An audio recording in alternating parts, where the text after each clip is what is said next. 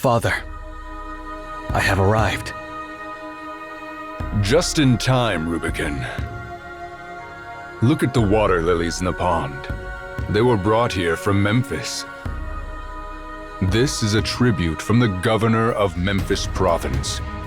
The lilies were plucked 20 days ago from the banks of the Memphis River, delicately immersed in jars filled with fresh water, transported on a ship across the Philistine Sea, and swiftly brought to Javriel. Today marks the onset of the flowering season. It would be a waste to enjoy these flowers alone, so I invited you to accompany me. I have also extended invitations to others. General Sarvis resides nearby in his mansion, and he should be joining us shortly. Are you acquainted with him? Yes, I know him. Sarvis is a valiant general. Knowing him is not enough, Rubicon. As my heir, you must remain well informed about all the developments in Javriel. Sarvis was recently promoted to the rank of youngest senator. It is imperative that you maintain a close relationship with him in the times to come. Understood, Father. I shall pay him a visit later. Well, that won't be necessary. He's already arrived. Your Majesty. Rise, Sarvis. Now, we await the arrival of High Priest Merari. Sarvis, you have accomplished remarkable military triumphs on my behalf. I had promised that on the day of your senatorial promotion, you may select any city within my empire as your fiefdom, excluding Javriel. Have you made your decision? By the grace of your Majesty. Let's skip the formalities of the Senate. Choose your city, and I shall grant it to you. Leave the pleasantries and bureaucratic matters to others. I desire a land as warm and inviting as your Majesty's garden. While numerous warm lands lie within my dominion, only one city possesses a garden-like charm. Your discernment is commendable, for you have chosen a place even I find difficult to part with. Very well. Bellefontaine shall be yours.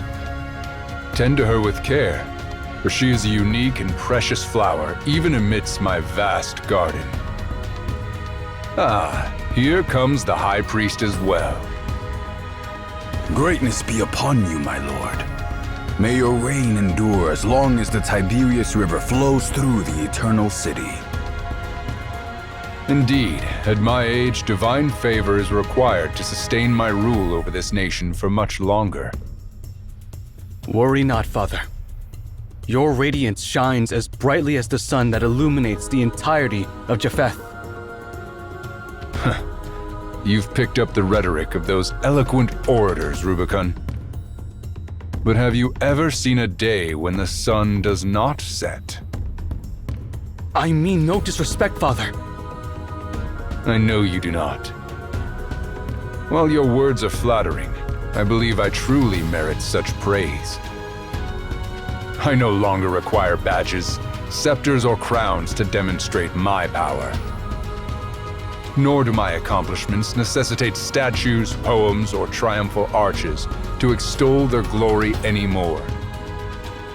The Senate recently bestowed upon me the title of the Sacred One. I wonder, on the day of my departure, whether the artisans will find a monument vast enough to inscribe all my titles. Frequently, I have wondered what further achievements I can attain during my remaining time. My generals have conquered the entire civilized world known to us, and the remaining lands are either too remote or too desolate. My empire has transformed the Philistine Sea into an inland lake. In this regard, I've surpassed all previous emperors in history. When I inherited Javriel, it was constructed of bricks, and when I pass it on to you, Rubicon, my beloved son, it shall be a grand, eternal city. You mentioned the sun earlier, which brings something to mind. The governor of Memphis province sent me a letter along with the flowers.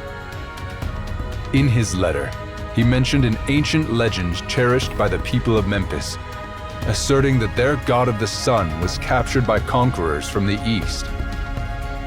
According to them, the conquerors hailed from a realm known as the Arsacid Empire. Have you ever heard of that place?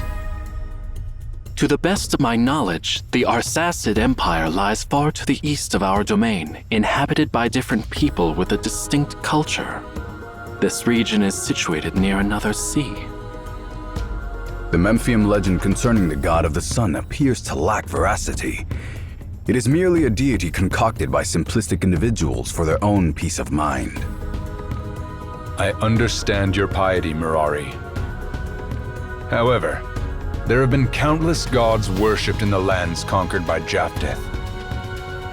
Since the native people believe in those gods, it implies that those gods have favored them, and we Japhethians won't interfere with their beliefs.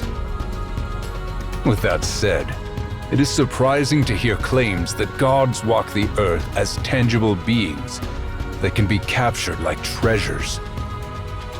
Now, I find that interesting.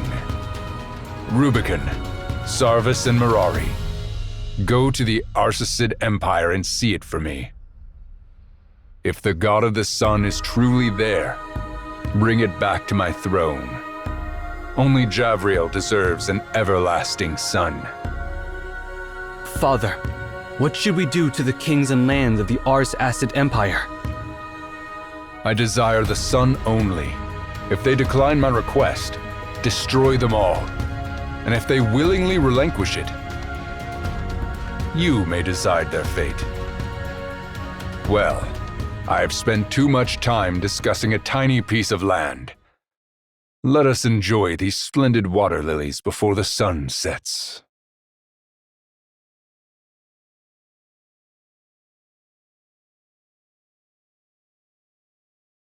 Finally. This is the fabled tower that reaches the heavens. Back in Javriel, I heard tales of it. The tales spoke of how the ancient people aspired to reach the heavens, and thus the tower was constructed. When its foundations were laid, the land was still known by its original name, Obed.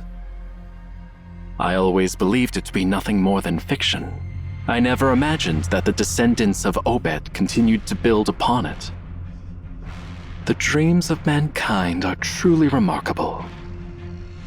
From the way you spoke just now, one would think that we didn't emerge victorious in our great conquest, General Sarvis. High Priest, I am sure you can sense that even as conquerors, our splendor of victory pales in comparison to this tower. We are facing something that cannot be conquered by force and will never bow to humans. You speak the truth. It is not only blood and sword that invoke awe. It is the achievements built upon intangible foundations that endure. Today, for the first time, the Japhethians bear witness to this marvel, and poets will compose new songs to commemorate this event. This is our shared feat. Together, our names will be engraved on the next arch of triumph in Javriel. But before your triumph, Your Highness, we have much to accomplish. What shall we do with the subjects of the Arsacid Empire? They have surrendered, so I have ordered our troops to cease fighting and rest. However, if the Arsacid Empire dares to resist, His Majesty's decree is to destroy it. Father is the sun, and naturally, he does not concern himself with the insects scorched by his blazing light. But the people here are far away from Japheth. It is not their fault they are unaware of His Majesty's mighty name. I understand your point, Your Highness. It has been said that we Japhethians are like a melting pot, There are 2 points behind that statement. First, we open our hearts and minds to all who are willing to submit. Second, if anyone is as stubborn as copper and iron, we will melt them with our fire until they become part of Japheth. Force and fear have been the best tools your father has employed for decades. Through them, the fire of Japheth's heart burns brighter and brighter. I agree that those methods are hardly the most effective. If your highness allows, I will find gentler ways to integrate the Arsacid Empire into our fold. If we can make the soldiers abandon their weapons for good, they will no longer pose a threat to us, and we will not need to shed their blood. The High Priest makes a valid point. This approach would spare the lives of those people without contradicting my father's will. What do you think, Sarvis? Well, I am just a general and I focus on military affairs only. I will leave the decision on other matters to you and the High Priest. Ah, Sarvis. It is evident that your knowledge and eloquence surpass those of your colleagues in the Senate. Yet, you humbly refer to yourself as just a general. I'll take that as a yes. High Priest, I hereby grant you the authority to handle the people of the Arsacid Empire at your discretion. As you wish, Your Highness. Now, it is time to claim the ultimate rewards for our arduous journey. According to the historical accounts of the Arsacid Empire, it was the Emperor Darius who brought the god of the sun from Memphis to Obed 5 centuries ago. Darius once established the greatest empire in Obed. He made Memphis his province long before Japheth came into power. If this realm were still under his rule, I might have respectfully approached their gates and dispatched a messenger to request an audience. A man who desires to possess the sun must be as ambitious as my father.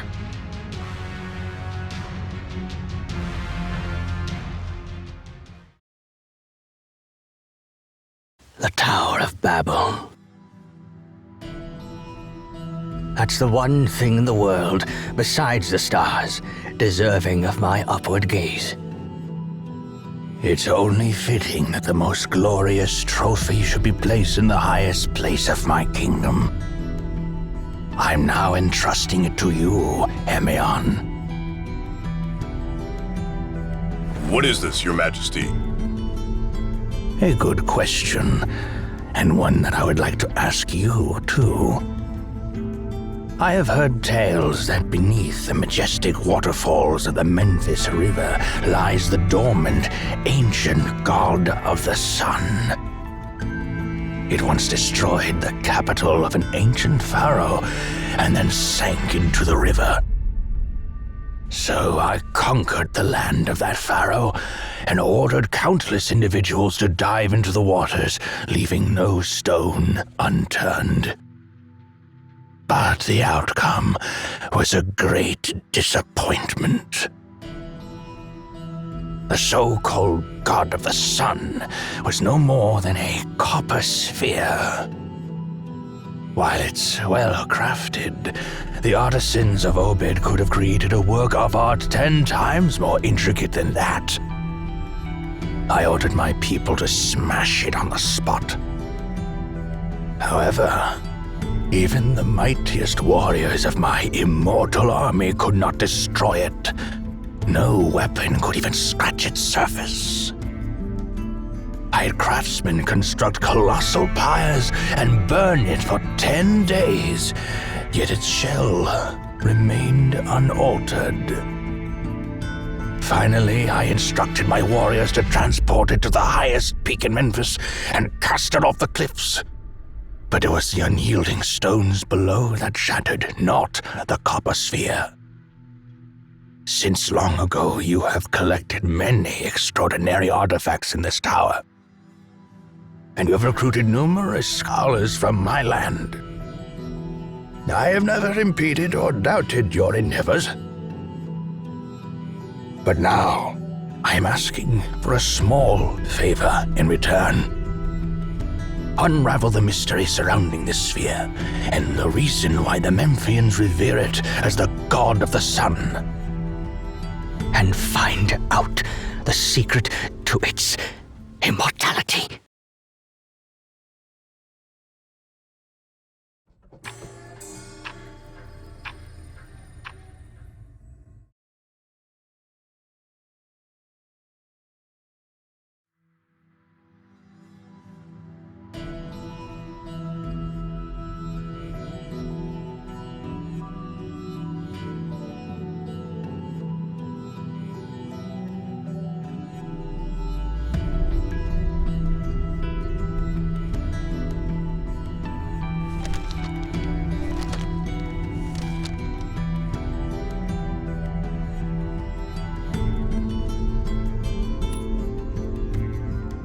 The letters used in the Arsacid Empire.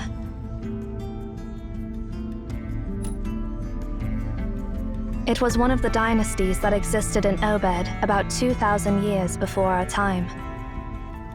The dynasty lasted for centuries, so it's hard to pinpoint exactly where we are within that period. Did you just bring us to some random point in time?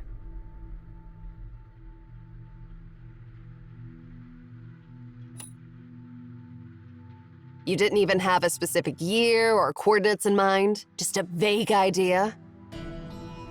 I can't believe it actually worked. Seriously, it's not like you scanned anything. It's more like cheating.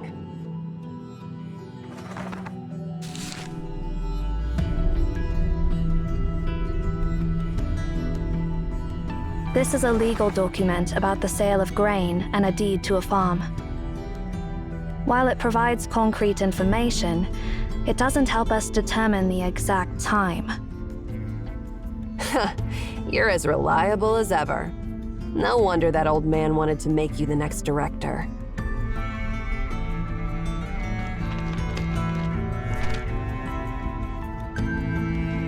Why did you throw them at me?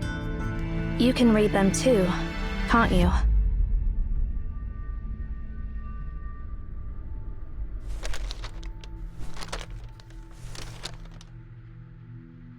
Let's see what the heck we have here.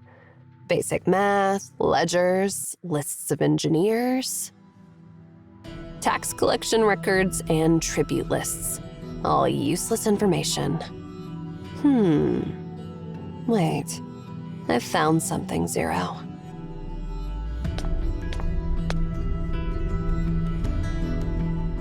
This is a record written by the court scribe of the 5th Emperor.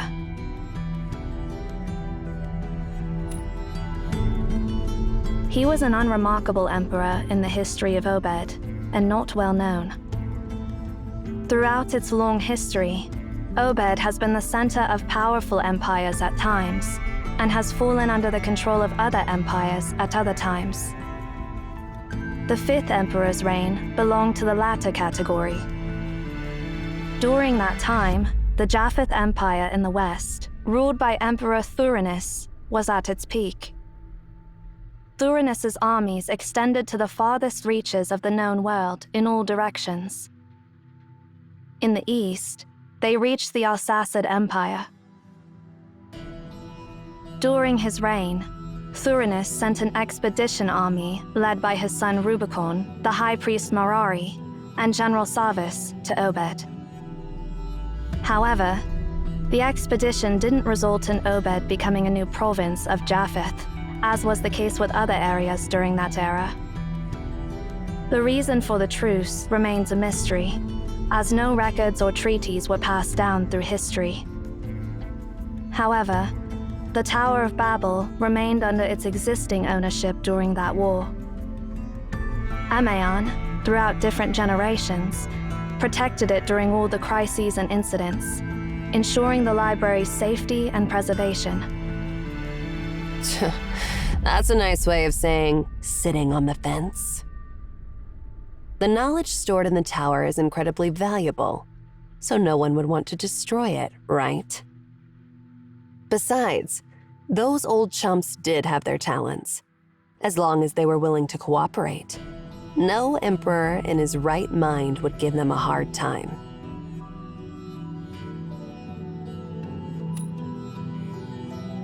As much as it pains me to admit it, your ability is quite remarkable.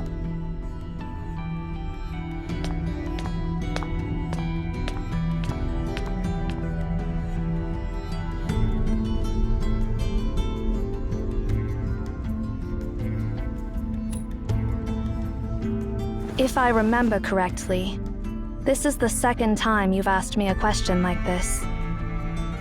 My answer is still the same.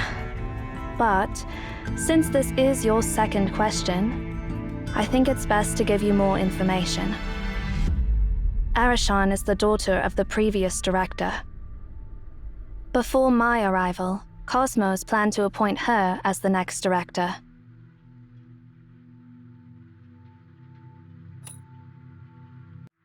Yes. Similarly, before your arrival, I was supposed to become the next director.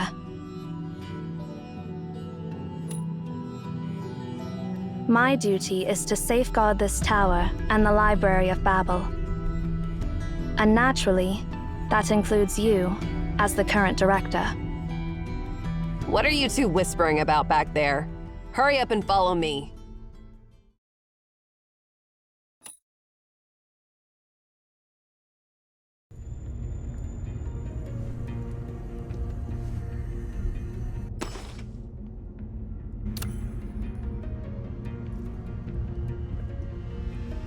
What a rudimentary ancient device.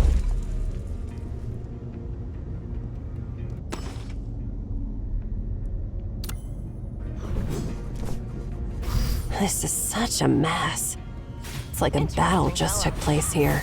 Fluttering wings. Maybe that's exactly what happened. According to historical records, this is the time when the war between Obed and Japheth erupted. We might have arrived at a point where the war is still ongoing. They can fight their wars all they want, but why did they break into the library and make such a mess? How annoying. Let's go find Emaons from this era. They should be able to help us.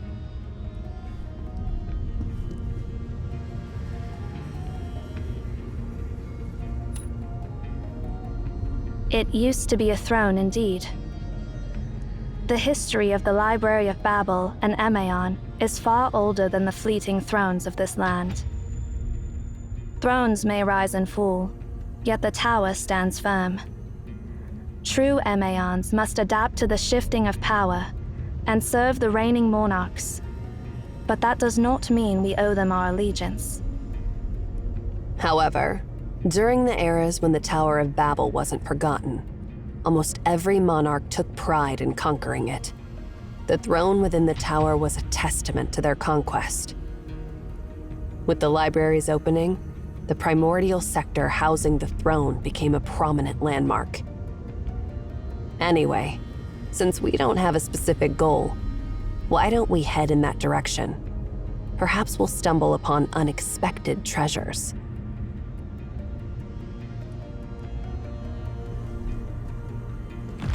The main path ends here. Let's check out what's below.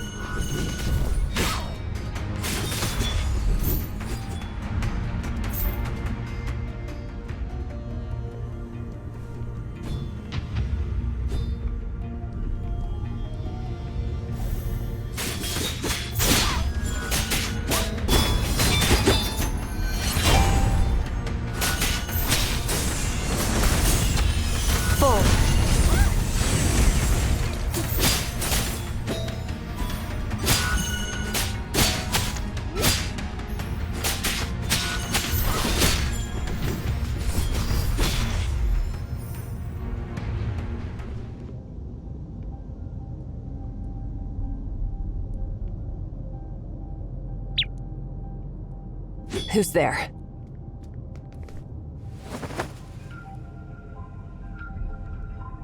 Wait.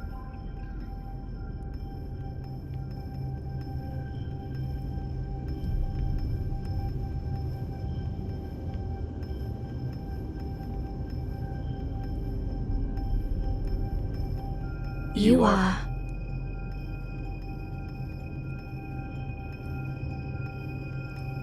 You're Outlanders. No, wait. The symbols on your clothes. Zero, you explain it to him.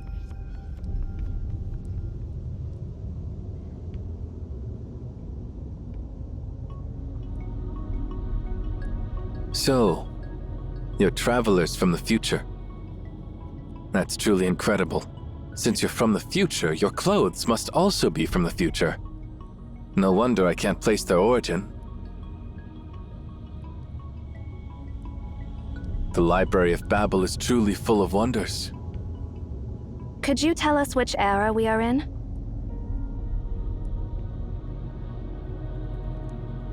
Since you're from the future, you probably already know that the current ruler of Obed, the 5th Emperor, is a disappointment. Yeah, and we know that the Arsacid Empire was at war with the Japheth Empire. Has the war ended? The war has ended. Despite Tharinius being advanced in years, he didn't underestimate his enemy, and prepared enough troops for a full-scale war. Unfortunately, he overestimated his opponent. The 5th Emperor couldn't manage a single clash on the battlefield. As soon as he found out that Japheth only wanted a specific item from the Tower of Babel, he backed down immediately. Huh. You don't seem to have a high opinion of your Emperor. Is it acceptable for a subject to say such things?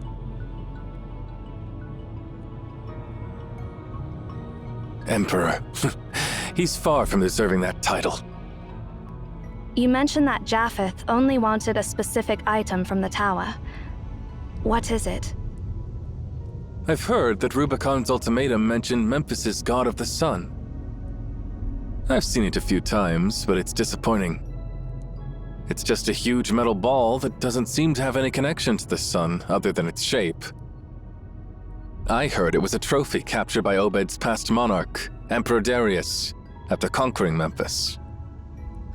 The item was sent away by Rubicon a few days ago, and it should be close to the Ephrathoth on the coast of the Philistine Sea by now. Then it will be loaded onto a ship and sent to Javriel. Looks like we're too late. No, not yet. 2,000 years ago, Ephrathah by the Philistine Sea witnessed the final glimmer of Arten.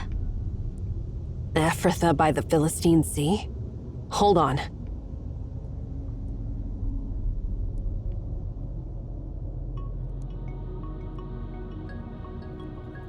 The Star of Ephrathah. History sure loves to play tricks on us.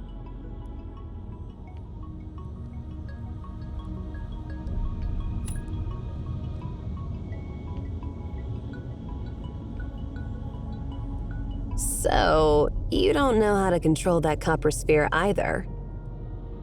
No, we don't. Honestly, we wouldn't even know it's something that can be activated if you hadn't mentioned it. But since those Japhethians are so desperate to get their hands on it, they might have some knowledge about it.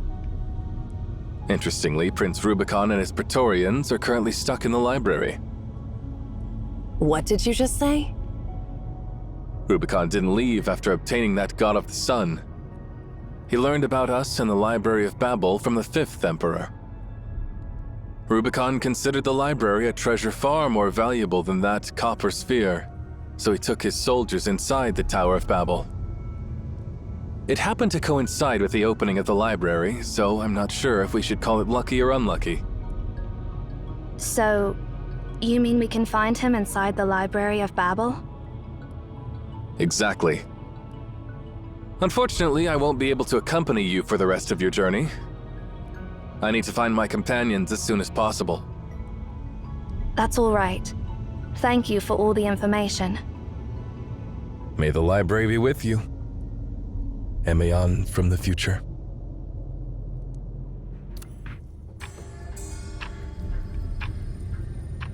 Now we know exactly what to do next. Hopefully, we'll find something this time. Since the Japhethians are after that copper sphere, they must have heard something about it, right?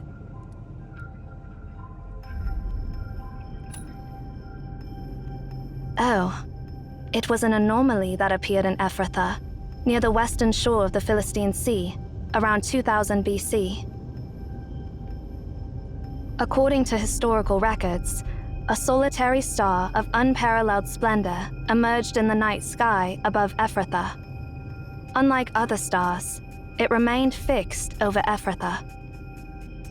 The star was visible along the entire coast of the Philistine Sea, but it vanished shortly after its appearance and hasn't been recorded in any astronomical observations since.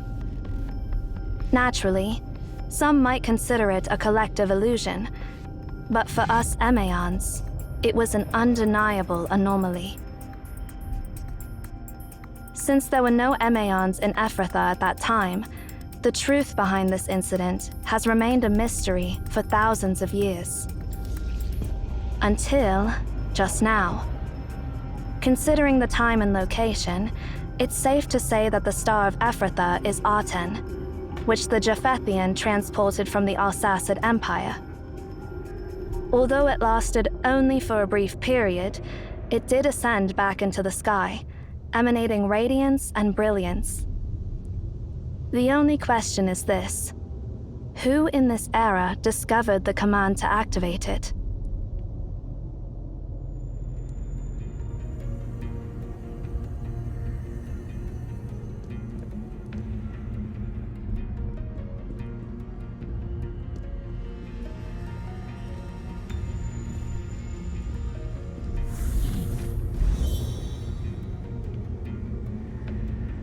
These are traces left by the marching soldiers.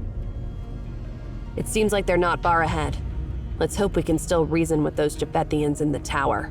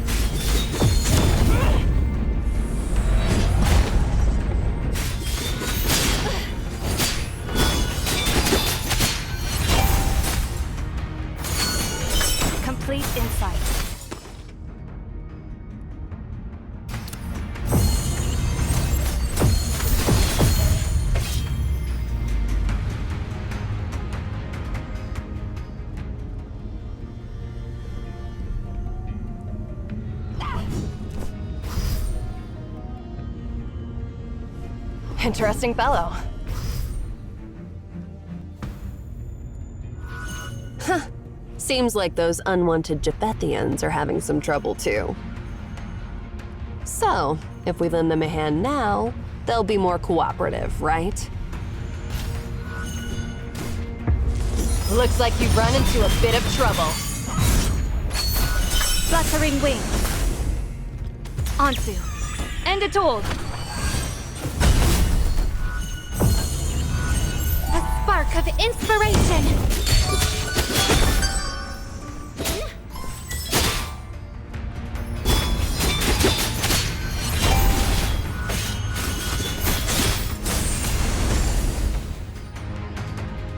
Are you Emaons? Our general's looking for you. Why bother being polite with these wicked sorcerers? We wouldn't be trapped in this never-ending labyrinth if it weren't for them. General ordered us to treat Emaons with proper etiquette.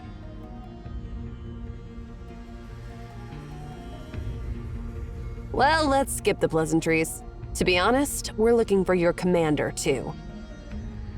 And you should already know that none of you will make it in this maze without us. Are you threatening us? Silence! I apologize. Our general is nearby, but this place is dangerous. Please allow us to clear a path ahead for you.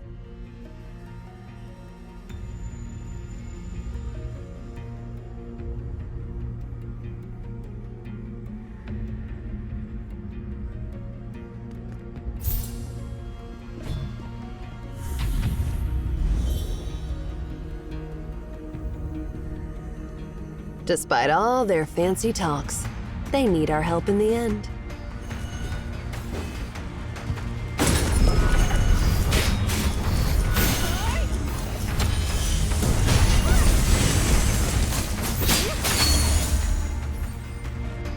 Thank you for coming to our aid once again.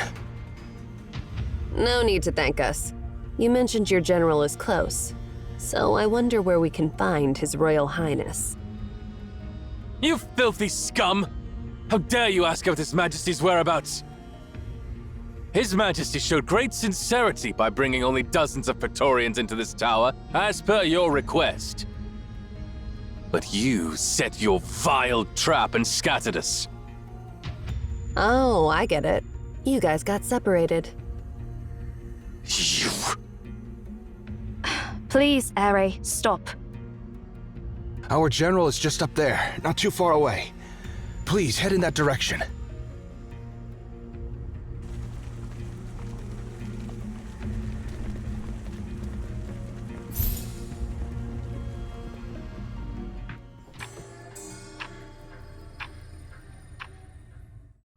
Oh? You're just in time. Although we haven't met, judging by the patterns on your garments, I assume you are Emaons, the caretakers of this ancient tower, correct? The vastness of this world is truly beyond mortal imagination. When I first heard about the Library of Babel, I dismissed it as mere ramblings of the common folk. Turns out this marvel really exists. I'm sure the Japhethian poets will compose 1,000 new epics about it. Allow me to express my sincere admiration. However, as you can see, we are lost inside this tower. Could you show us the way out?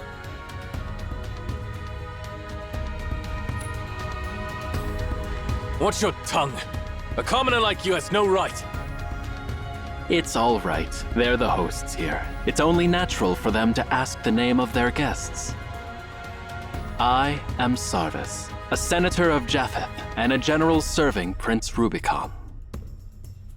Lord Thuranis is a benevolent emperor who welcomes scholars from all corners of the world. We will be returning in a few days, and if you are interested in joining us, I can take you back to Javriel. But of course, that's on the condition that you lead us out of this fantastic labyrinth. I've heard that Rubicon's ultimatum mentioned Memphis's god of the sun. Until just now. Considering the time and location, it's safe to say that the Star of Ephrathah is Aten, which the Japhethian transported from the Arsacid Empire.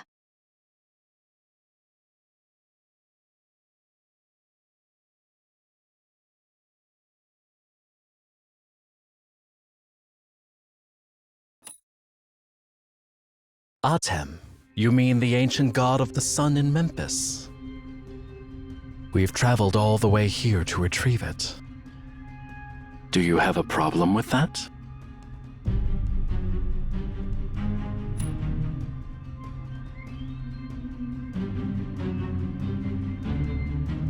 During our journey, my men gathered many records about Aten, and I've heard about your research on the god of the sun. But there's nothing I can do, as His Majesty has decreed that if there is a sun on Earth, it shall only rise above the eternal city and shine down upon his throne. As for the Emperor of Arsacid, well, I don't think his lousy chair deserves such high honor. Obed witnessed the rise of its first sun-wielding monarch, Darius. It's such a shame that his successor would fall so far.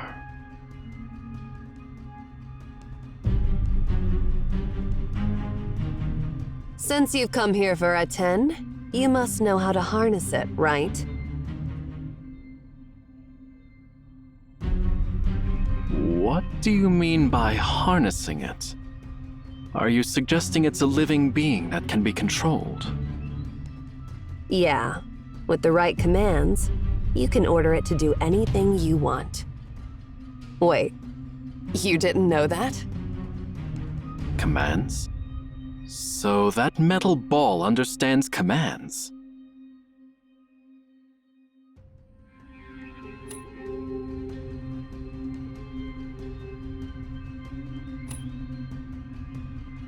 Float, Ephrathah, deactivate? I'm utterly puzzled by what you're saying. I've heard that Emeon means mouthpieces of the gods in ancient languages. It is said that your task is to listen to prayers and provide answers, not ask questions.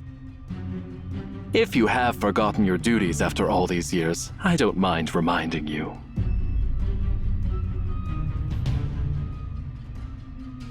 Or are you trying to buy time?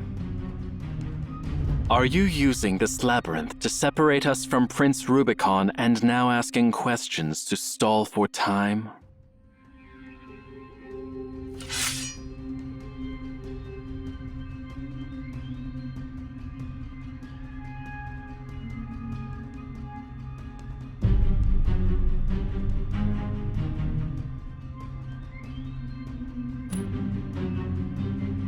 I also hope this is a misunderstanding, but your words and actions lack sincerity.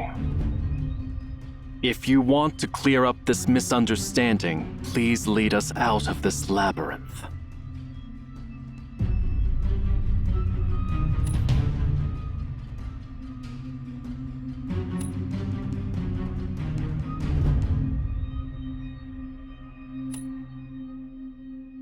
What a shame. It seems you're intentionally delaying my return to His Highness. We have traveled all the way here, but failed to find worthy opponents. And my soldiers are eager for a proper fight. Now I'm afraid I'll have to ask you to fulfill their wish. Show us your legendary skills, Emeons. Take them down!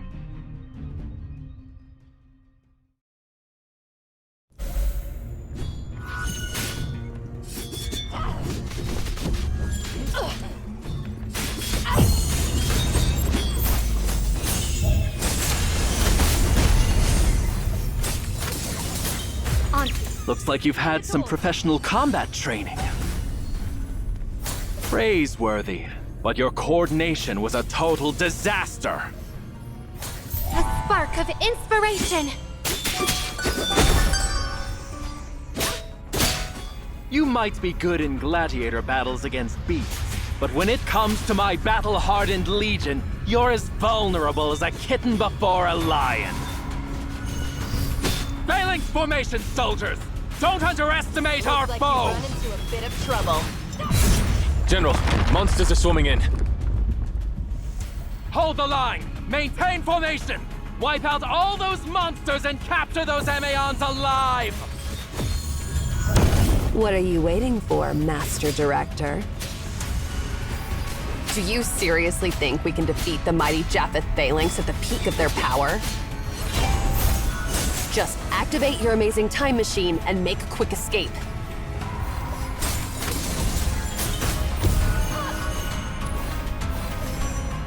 Anywhere will do. Just stop with the questions and do something.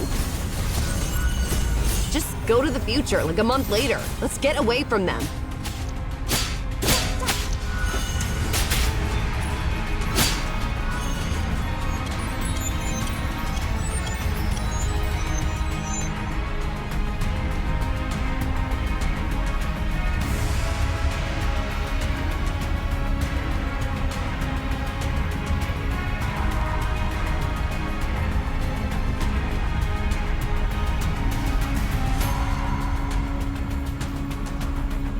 Is your time travel ability malfunctioning or what? Are you sure you've sent us a month ahead?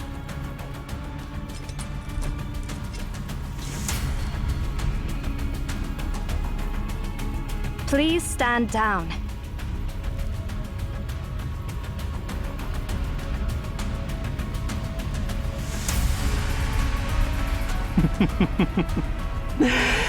Dear Ameon, I bear no ill intentions.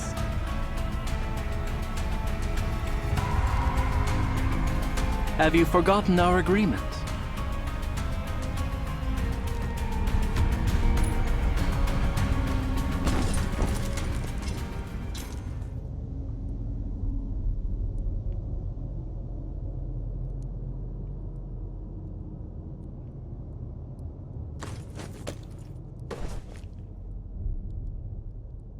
Ah, thanks, Ameons.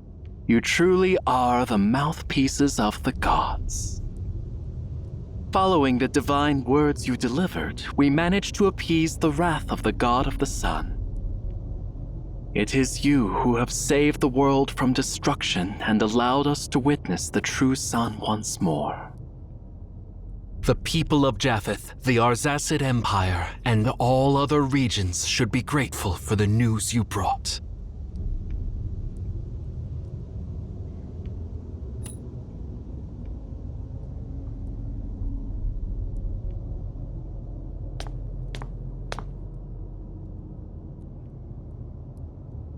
What are you even talking about?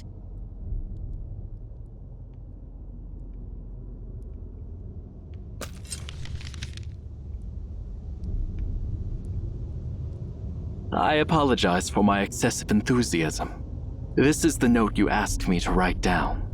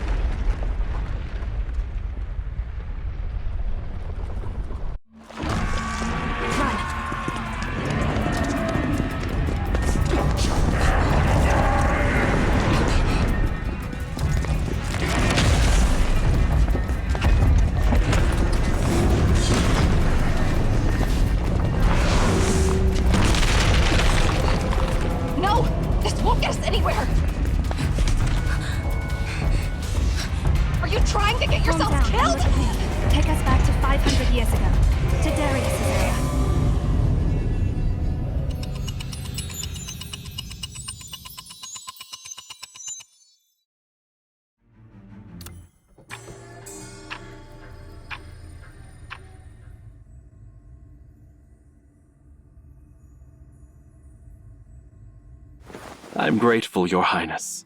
If it weren't for your intervention, I might have been lost in that labyrinth forever. Don't mention it. High Priest Mirari insisted on bringing the Emians along, and it turned out to be a wise decision. Otherwise, we would have been trapped on that endless stairway forever. Speaking of Emions, I encountered a few of them in the tower, and they were dressed in a peculiar fashion. They mentioned something beyond my comprehension. According to them, the copper sphere we transported back to Japheth appears to be a living entity or a device that can be activated through specific commands. They also claimed that the ancient god of the sun in Memphis would rise again over Ephrathah, and they held us responsible for this occurrence. Where are those Emians now? I apologize, Your Highness. I had intended to capture them alive and gather more information. Although they were skilled fighters, their lack of coordination made them vulnerable, and we could have easily defeated them. However, just as my soldiers closed in on them, they vanished into thin air. At first, I thought it was an illusion, but the marks left on my soldiers' weapons and armor are undeniably real. Sarvis, after witnessing numerous miracles in the library, are you still amazed by such minor happenings? I won't be surprised by anything that happens within those infinite rooms. It astonishes me that Obed possesses such a treasure. If the claims of those Emiens are true, the Library of Babel contains answers to all questions in the world. Regardless, that copper sphere, even if it is connected to the sun, doesn't matter anymore. The sun rises every day, but it doesn't provide answers to humanity's questions about the world. Speaking of which, how is the negotiation progressing, High Priest? The clerks have prepared the necessary documents, stating that the Arsacid Empire will become our vassal state in exchange for our protection. Once you add your signature, the contract will be sealed. There is no need. The treaty is now null and void. Disseminate my orders. Instruct our soldiers to besiege the city. We shall capture Obed, seize the tower, and claim the library for Japheth. The library of the gods. I never realized that such a wondrous place truly existed in this world. Your Highness? I understand your perplexity, General. While reneging on our word is dishonorable, let's consider the fact that the Arsacid Empire is corrupt, and its emperor is an imbecile.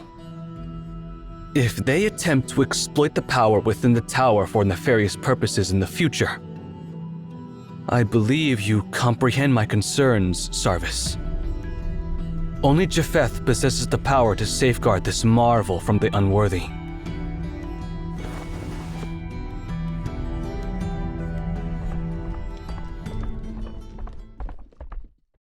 A swift horse is approaching, Your Highness.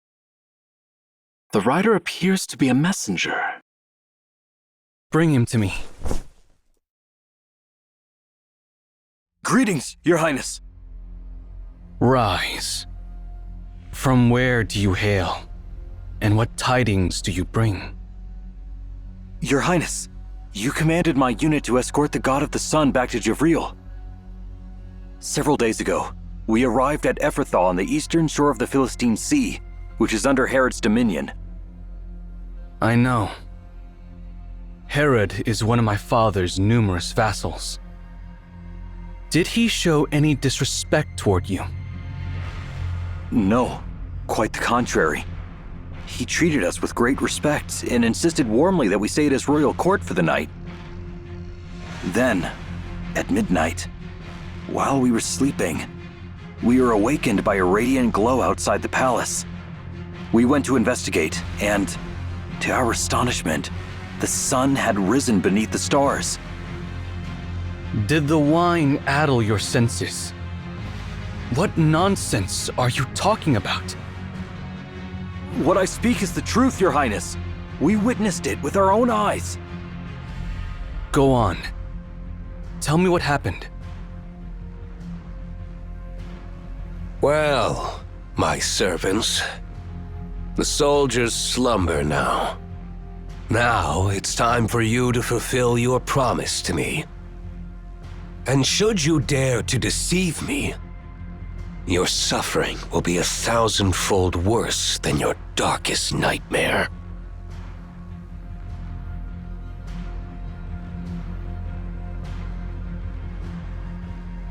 Your Majesty, every word we speak is true.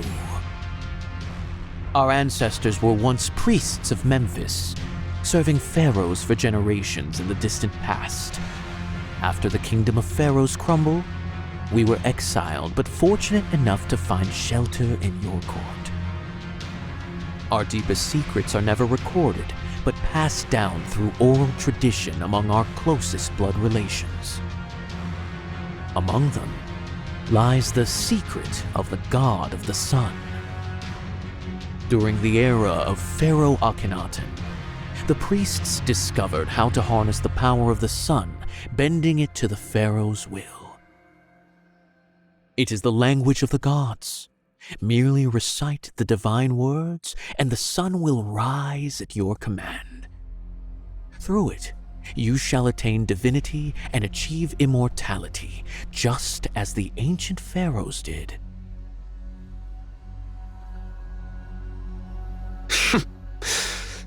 Yet you do not hesitate to share such deepest secrets with me. It's precisely because you are a benevolent and generous ruler. That's why we're willing to reveal these secrets to you.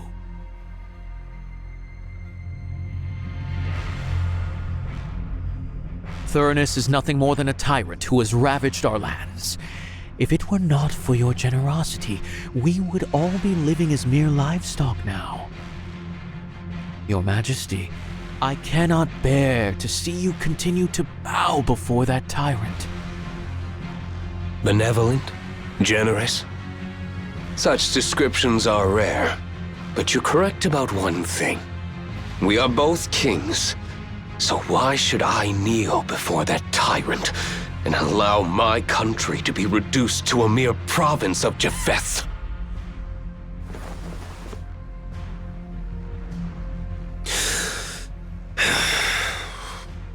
Very well. Let me see for myself if your claims hold true.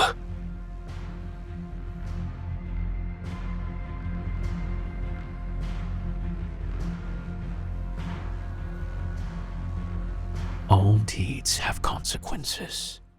All debts must be paid.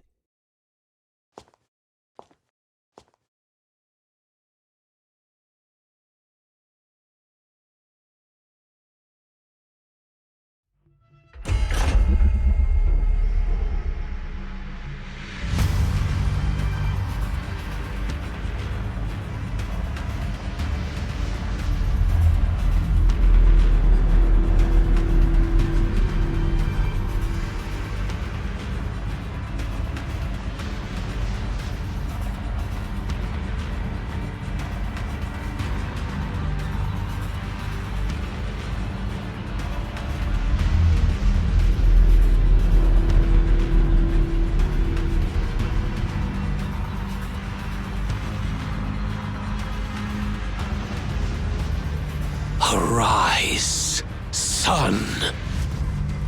From this moment onward, even the stars shall pale in comparison to the sun I have awakened!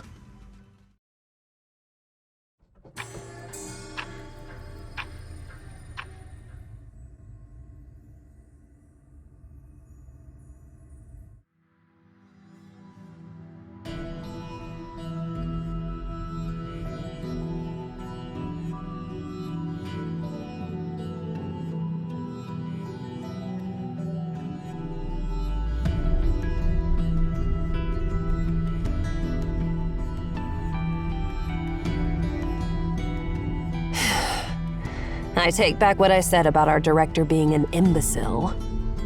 Having a time machine at our disposal is actually pretty convenient.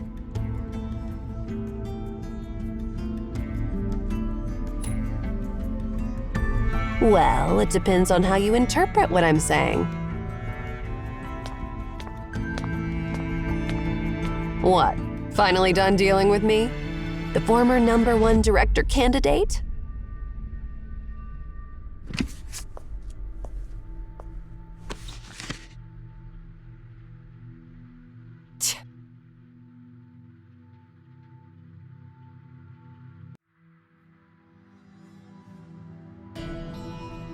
The Collected Letters of Obed Royal Family. Volume 3, Darius, the King of All Kings, written by a historian from the Obed court. The second half is blank. Looks like this volume is incomplete. It appears that we have indeed arrived in the era of Darius, around 500 years before the 5th Emperor's reign.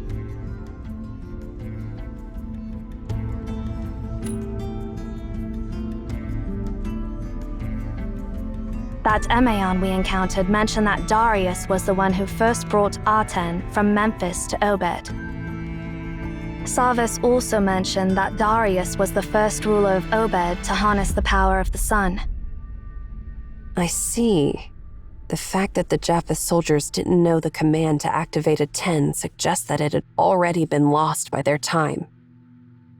Compared to the era of Japheth, the era of Darius was closer to the era of Aten, which means Darius is more likely to know the command to activate a 10. Besides, there's something else that concerns me. The giant we just encountered. Actually, we might have encountered it once before. Back in our time, when you entered the Tower of Babel and activated the dormant beacon, we came across something very similar, Seer.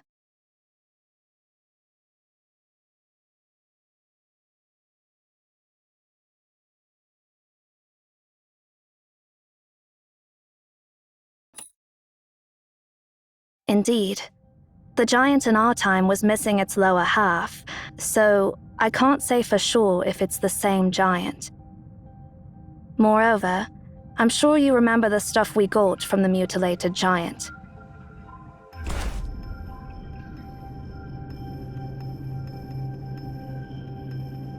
According to Master Ninsar, it belonged to Darius.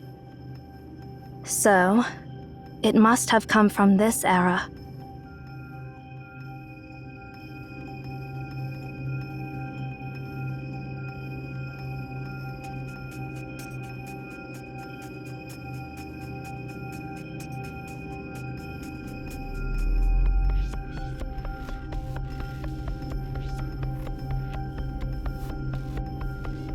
Sorry for interrupting your discussion, but that was the first time I saw that huge guy. So that giant has been after you? What did you do to anger it so much? We didn't do anything.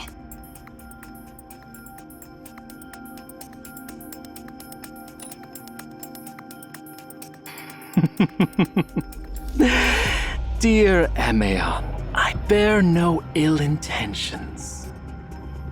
Have you forgotten our agreement? We don't have enough information to understand the reason behind it yet. One moment he wanted to kill us, and the next moment he was happy to see us.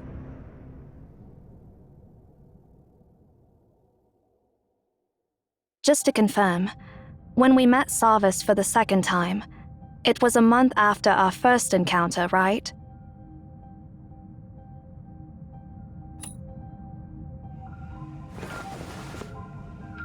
Did you figure something out, or...?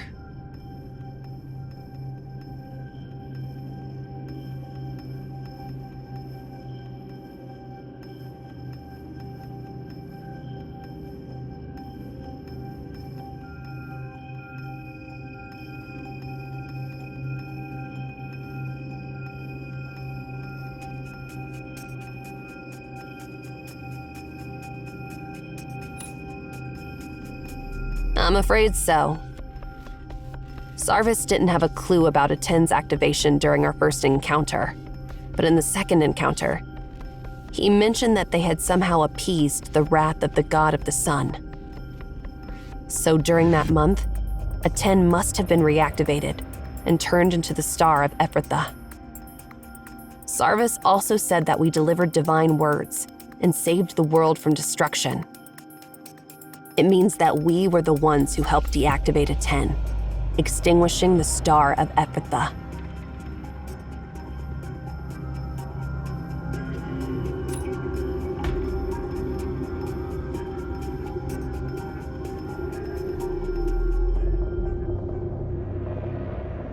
Remember what Enki said? Be careful. The prophecy may actualize itself. Actions taken to prevent tragedy can end up causing it. Now I understand that Sarvis wasn't exaggerating when he said we saved the entire world from destruction. After a 10 was reactivated, its power must have kept increasing, just like when it destroyed a ketaton. Imagine what would happen if a fusion reactor continues to increase its power output without being shut down. We obtained the command and delivered it to Sarvis. However, it wasn't us from the present. Rather, it was us from some point in the future. Because of our time travels, the prophecy actualized itself.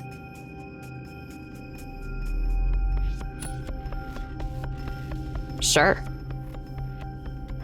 There is no other choice.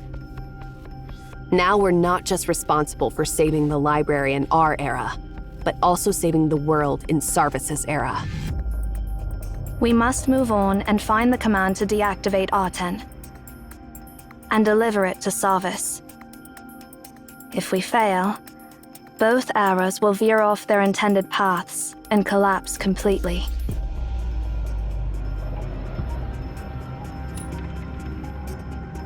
I'm not going to answer that. There are a bunch of geezers in Emaon who specialize in time paradoxes. I've never paid attention to their lectures. All I know is that it would be very, very, very bad.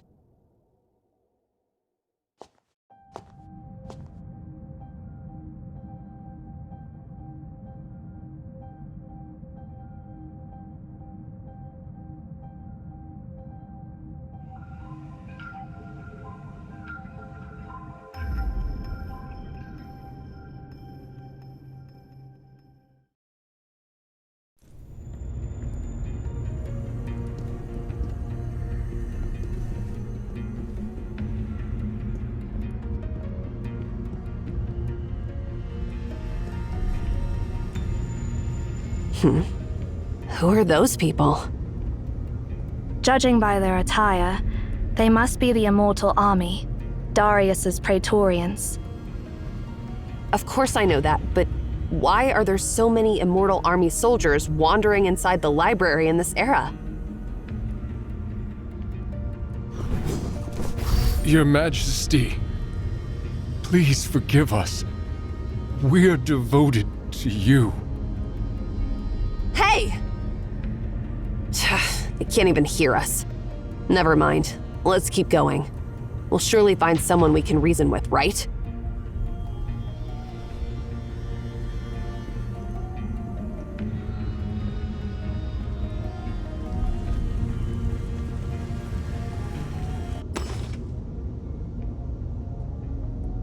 It's those pesky creatures again. Hey, use your time-stopping ability on them.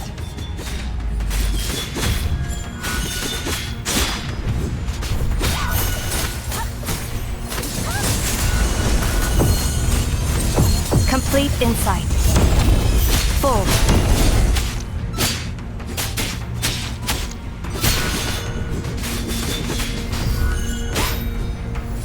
Then let's be a bit more serious.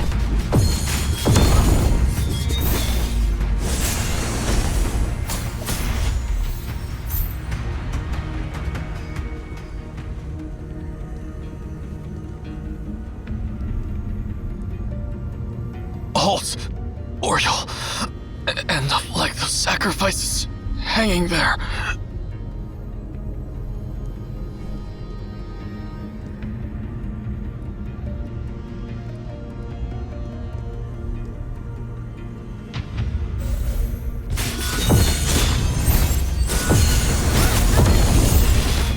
Interesting fellow. Lock the heartstrings! Full. This era, it's truly weird. Obviously, those Immortal Army soldiers have been wandering around inside the library for quite some time. Otherwise, they wouldn't be so worn out. What exactly happened?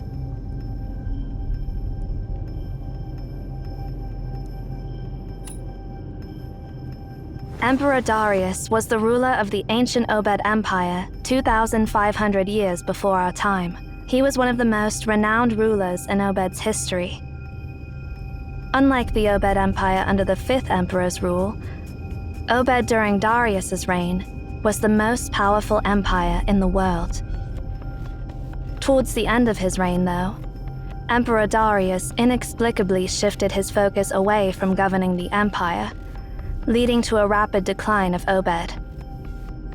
The records about Emaon are not detailed, as their leader Pythagoras mysteriously vanished without a trace one day. Emaon's historical records are all but blank during this era. There are simply too many coincidences happening in this era. We need to be extra cautious.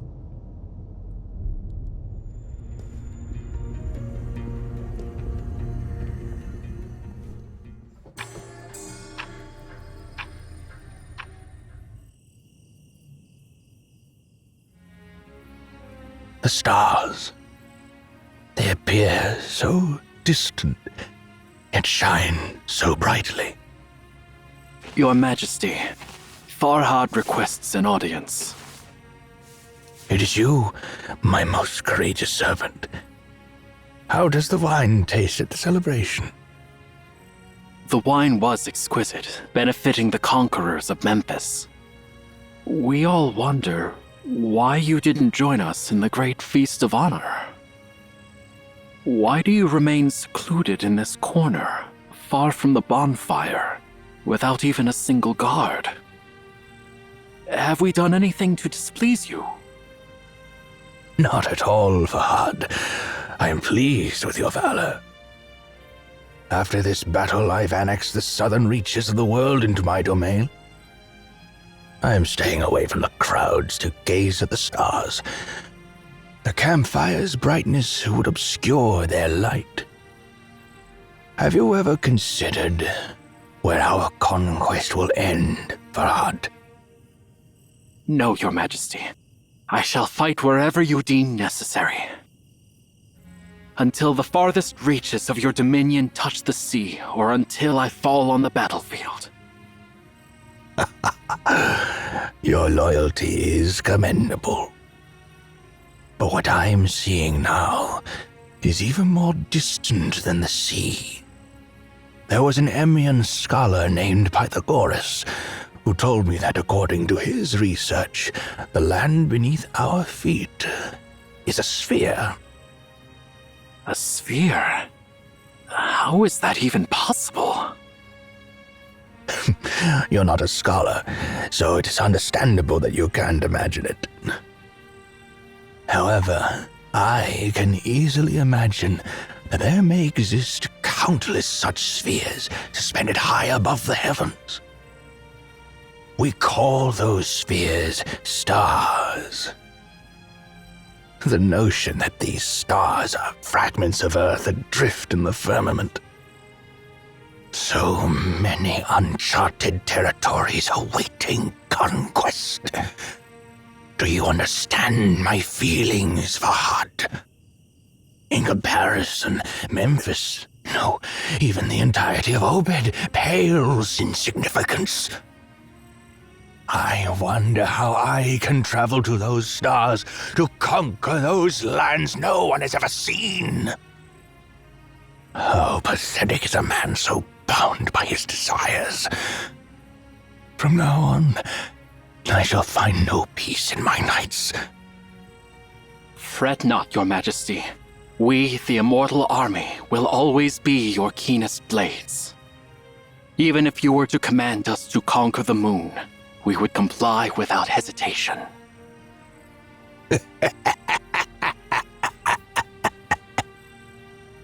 You truly are my favorite servant, Fahad. Arise, for I shall share my glory and dreams with you.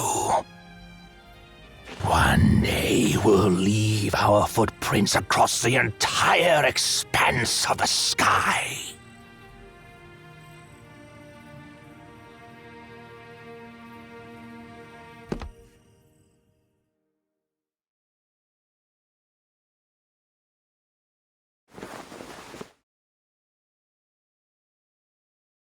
So, it was but a dream. I'm feeling cold. Am I already so old that I'm plagued by such vivid dreams? I used to believe that only the inept dream, for they possess nothing in reality. Is the heavens telling me that I'm no different from those commoners? My time is running out. Emeons, I'm summoning you to demand an answer I have long awaited. A decade has passed since my triumph in Memphis. I have given you so much time to unravel the mysteries of the God of the Sun. My subjects comply with my commands, never disturbing your research or prying into your tower. Only during the 6th and final month of each year do my emissaries visit you to ask about the progress of your research. You should know that it is a supreme honor, and that I have shown you extraordinary generosity, which no other Obed emperors have ever bestowed upon you. However, my messengers disappointed me every time, as your response of nothing has remained unchanged. Now, I've decided to ask you this question myself. This is your 10th year. Have you learned more about the nature of that copper sphere? What grants it immortality? Your Majesty, our answer remains the same. You may perceive 10 years as a considerable length of time. For a human life, it is indeed substantial. However, for those devoted to the pursuit of knowledge, it is merely a fleeting moment akin to the evaporation of morning dew. Undoubtedly, that sphere represents a creation that transcends the limits of human understanding. Even if it is not a deity in its own right, its creator must possess divine qualities. We need more time to figure out its true essence.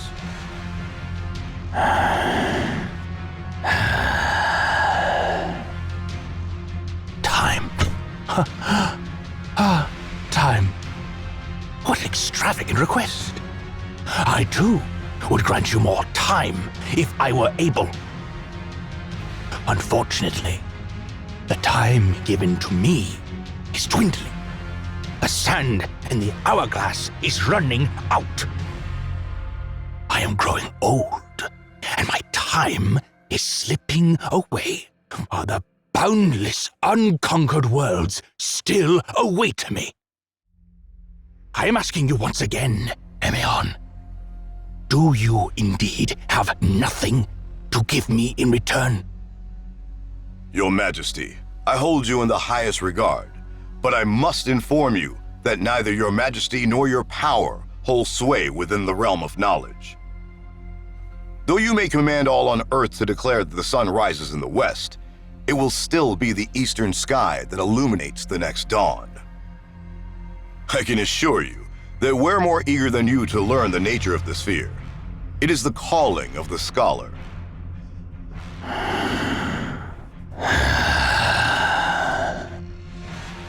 I see. You're unable to offer what I seek in exchange for my leniency. I extend my regrets to you, Emeon. Since the beginning of history, this will be the first time the Emperor of Obed resorts to violence against Emeon. If I had a choice, I wouldn't wish to make this decision. You may rule over this land, Your Majesty. And while you may intimidate those who seek knowledge, the laws governing knowledge itself do not yield to mere might.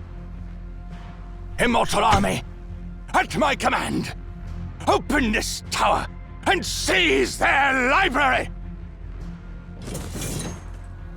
If this library is as miraculous as the legends proclaim, containing the sum of all worldly knowledge, it must surely hold the secret to immortality and the immortal power of that copper sphere.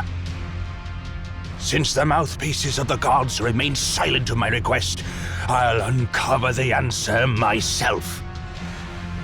We can't prevent you if you're determined to do so, Your Majesty. Permit me, however, to offer a final piece of advice.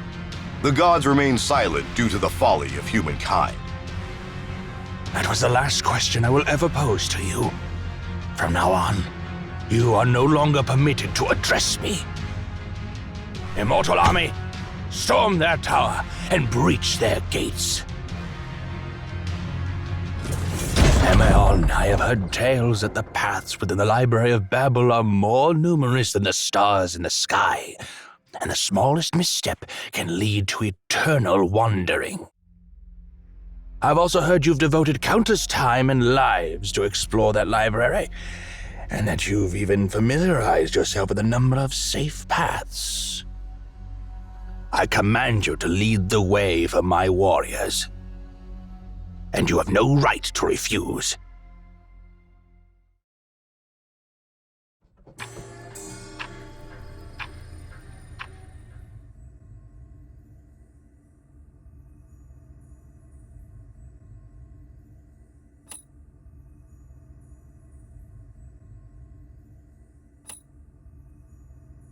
You're right.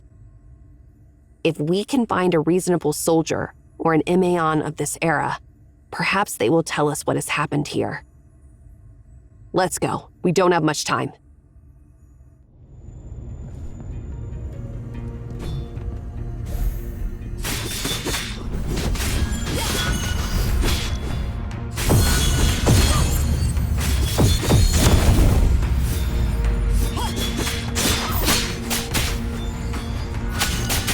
No room for error.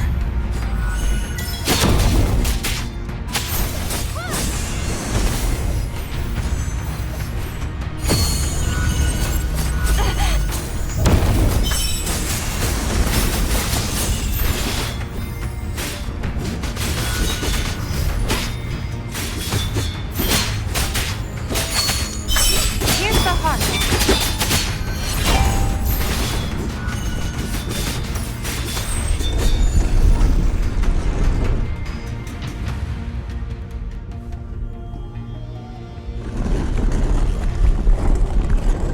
Wait, isn't that the shoddy artifact that wouldn't even start? So is it working now?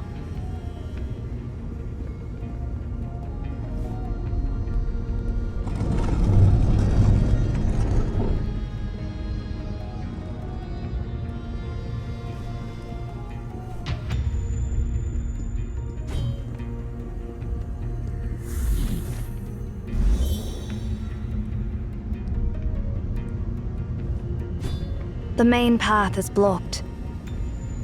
In moments like this, it's time to show some innovation.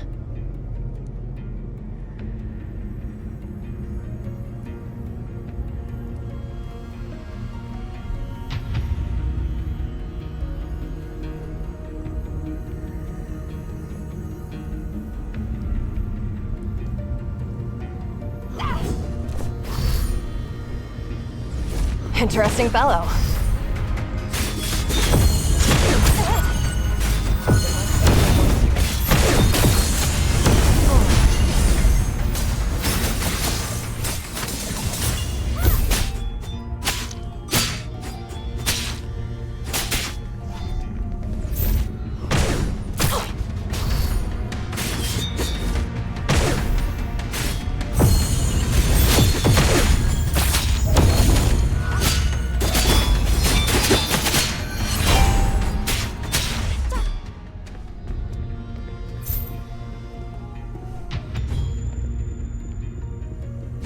There are still people over there. I don't expect to find any living people we can reason with, but let's go check it out anyway.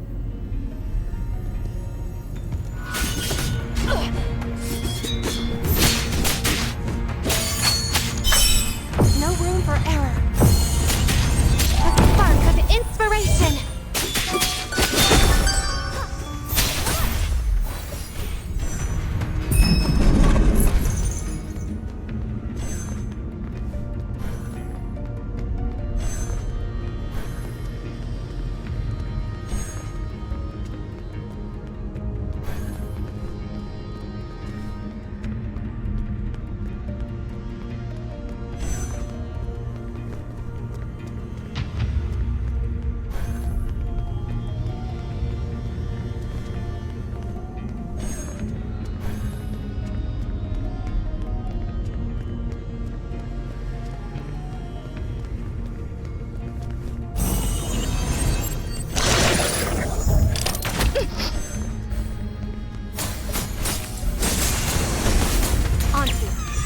foretold!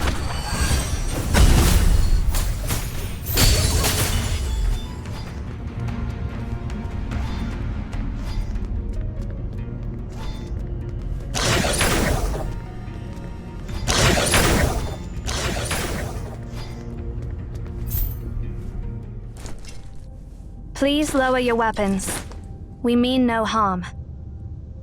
Who are you? We are Emaons.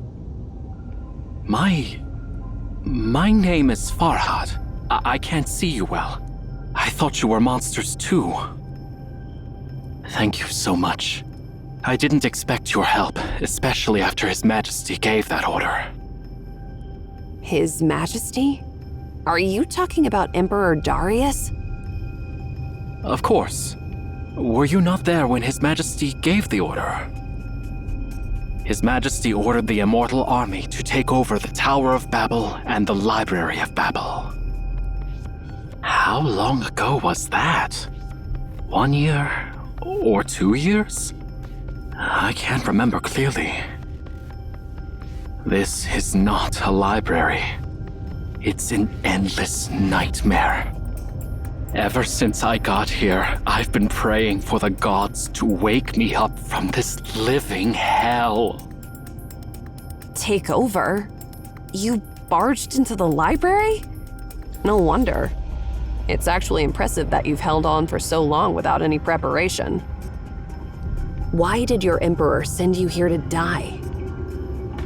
Our mission is to uncover the truth about the god of the sun in Memphis. His Majesty has given the Emaon years, and yet there have been no results. Eventually, he ran out of patience. Personally, I don't have anything against you. We're puzzled too. It's hard to understand why His Majesty, who's always been a profound thinker, would act that way. Emaon, I know it may sound brazen, especially after we barged into your tower, but I'm asking you to take me back to His Majesty. The Immortal Army shall never fail His Majesty. What a coincidence. We're actually searching for your emperor as well. How about you join us? With you on our side, he might be more open to hearing us out, don't you think?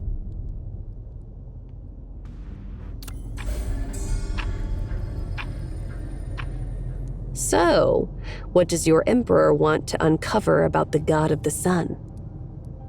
Even though the Emperor's brilliance can rival the sun itself, he can't accept that all things eventually come to an end. Rumor has it that the god of the sun of Memphis is immortal. Therefore, His Majesty wishes to unravel the secret to immortality, hoping to find methods that will grant him immortality. In this vast library, there must be a scroll or something that holds the key to harnessing the power of the god of the sun. His Majesty's goal is to conquer distant stars, and we, the Immortal Army, must find that divine scroll.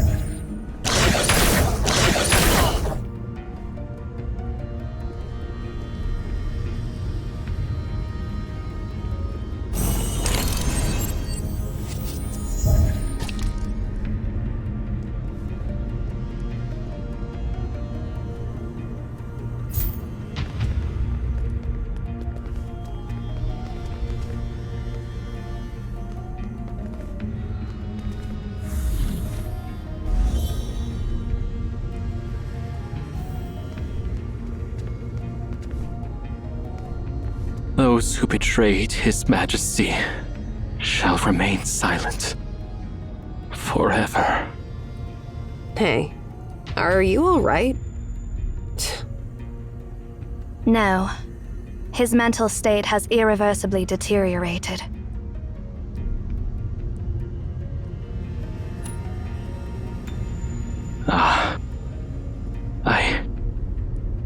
I apologize, esteemed Emeons. I wasn't myself. Sit down and take a break. You don't have to put up a strong front here, because there's no emperor who requires your worship. I appreciate your kindness, but I don't deserve forgiveness. I made a solemn vow to His Majesty that I would never stop my journey until his realm reached the ends of the world. Yet here I am, empty-handed, a disgrace to His Majesty's glory. I feel ashamed to admit that I've known for a while that my time would come soon. But His Majesty once said he would share his dreams and glory with us. I want to return to His Majesty's throne before drawing my last breath. Please, don't let my journey end here.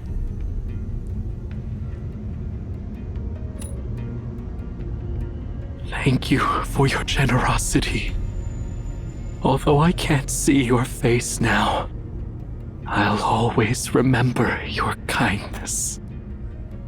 Well, I have nothing to say to a blind loyalist like him. Take good care of him.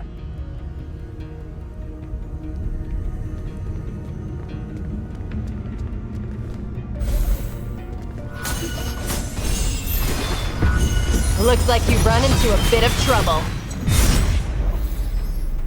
This place feels familiar. The device in the center should be able to take us down below. The correct switch is hidden under the tome that glorifies His Majesty.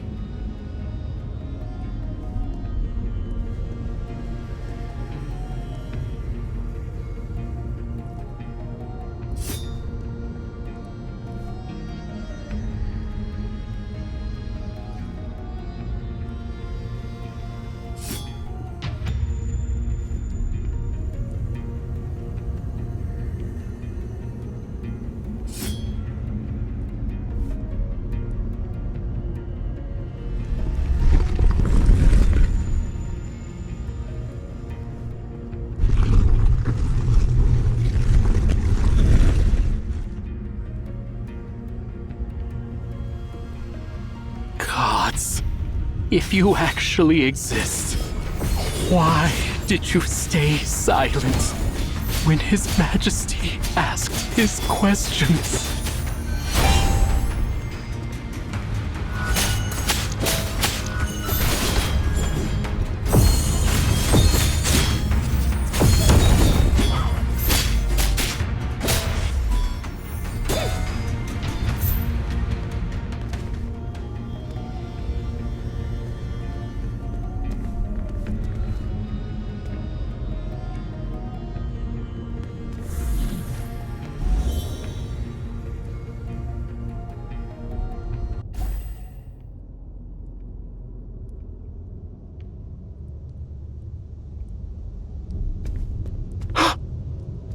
Shape. It's His Majesty's throne. Thank you for bringing me here. His Majesty is just ahead.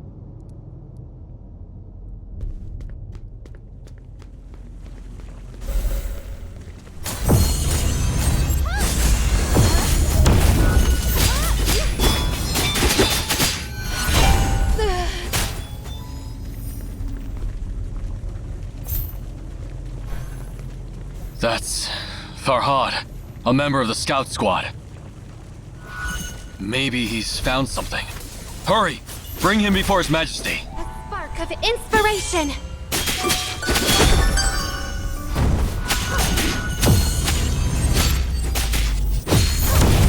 Ansu, end it all.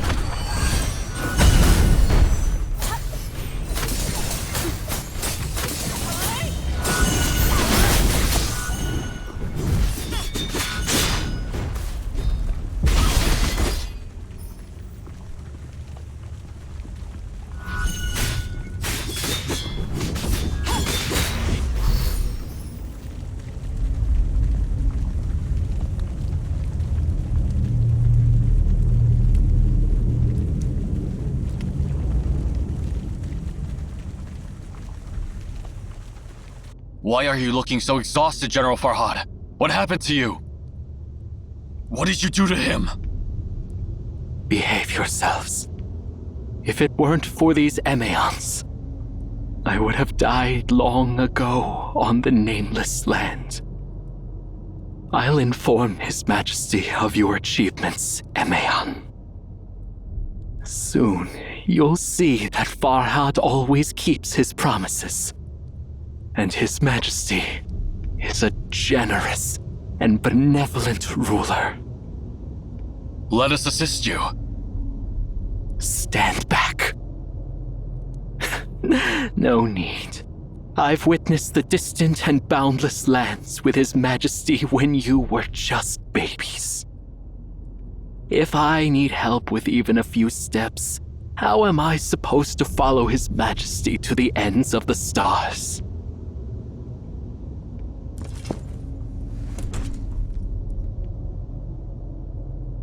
What is happening? Why can't I move on?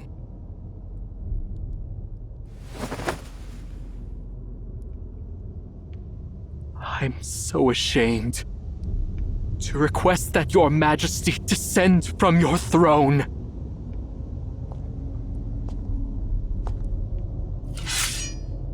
Your Majesty, please!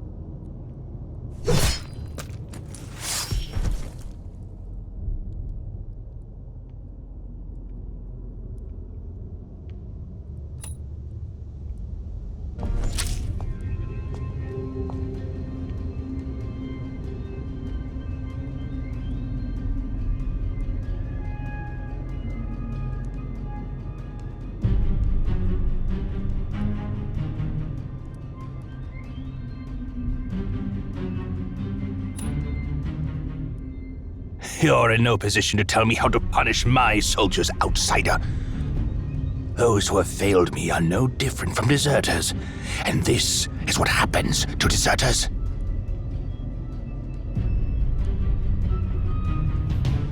Pythagoras, are they your companions? No, Your Majesty. Although their clothes resemble mine, I've never seen them before. We're not Emaons from this world. We come from the future, 2,500 years from now. A funny joke. Unfortunately, it comes at an inopportune moment. Those who dare to mock me must be punished. Please, wait, Your Majesty! The wonders of the Library of Babel surpass the wildest imagination of mortals. Here, it is possible to encounter someone from a past or future era. For the sake of your lives, strangers, if you too are Emaons like me, show your proof.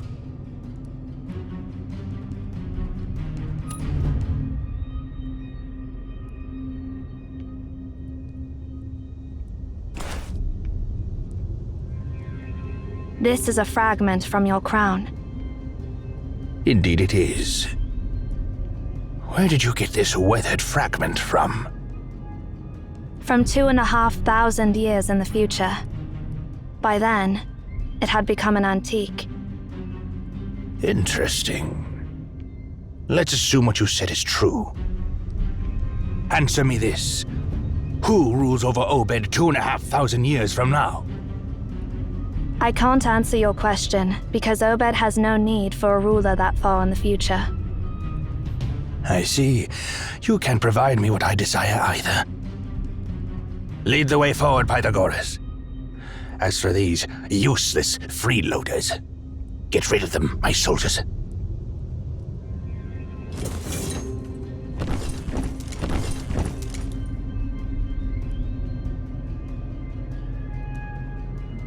Ari.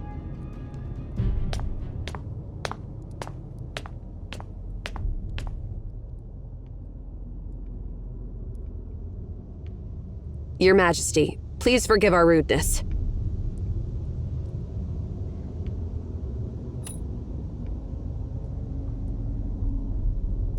You know your manners, but your courtesy comes too late.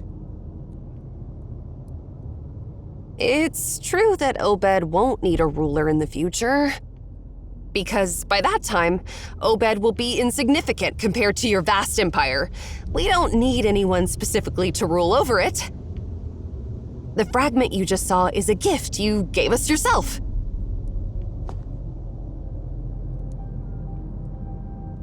You mean you've seen me 2,500 years later? Do I still rule over my vast empire? Yeah, of course. How did I survive until then in the future? Tell me, now! Gladly, but we want something in return.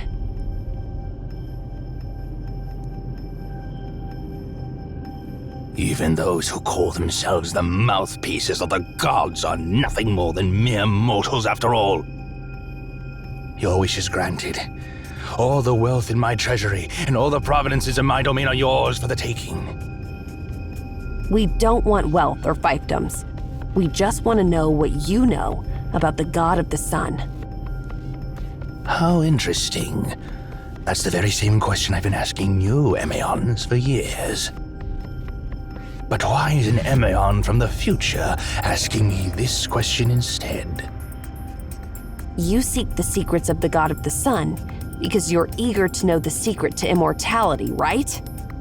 We discovered its mysteries once. However, over the long years since then, many details of our research have been lost. That's why we're coming back from the future, to get the missing pieces. You've been to Delphi during your expedition, and I believe you've heard the stories about Oedipus that go around there. In the loop made by time, the result and the cause will become one. You'll need to tell us everything you know about the God of the Sun, so that we'll be able to get you the full answer. That's the only way we can help you survive the next 2,500 years. In the distant future, you gifted us the token so that we could return here to figure out the truth about immortality.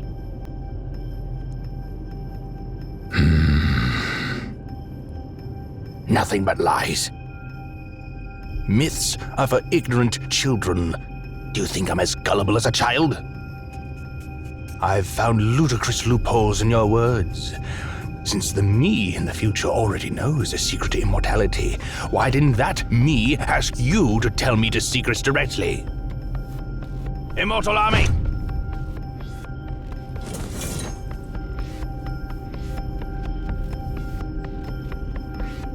Those who deceive me will pay with their lives.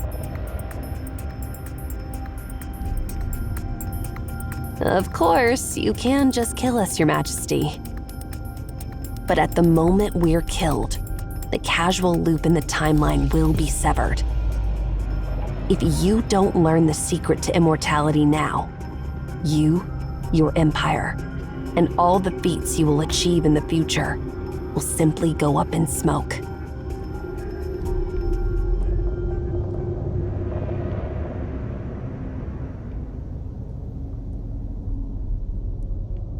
Are you threatening me, Emeon?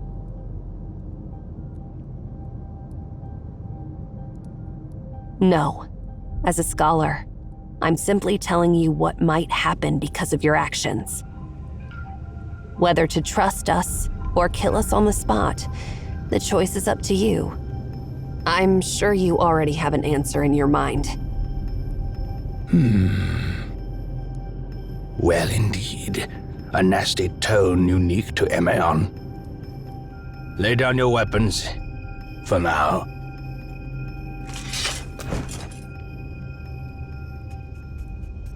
Listen well. I sent my people to collect many ancient documents and summon many scholars while I was in Memphis. But the destruction of the Ketaton was so complete that very little information survived. Despite my efforts, I only figured out one piece of information from the ancient records. The language of the gods is a palindrome. The language of the gods is a palindrome? What does that mean? Legend has it that Akhenaten deciphered the language of the gods and thus learned how to harness the sun. The language consists of a huge number of palindromic words, While they are written exactly the same forwards and backwards, they cause the god of the sun to perform very different behaviors. That's all I know. I didn't have access to the vocabulary. As soon as I returned to Obed, I shared this discovery with your companions, the Amions of this era. But unfortunately, it didn't help them with the task I assigned them. Now it's your turn. Tell me, have you figured out the secret to immortality?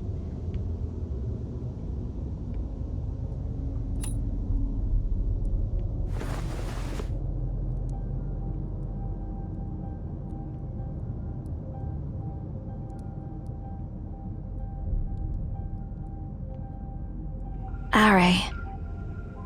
Huh? What are you talking about?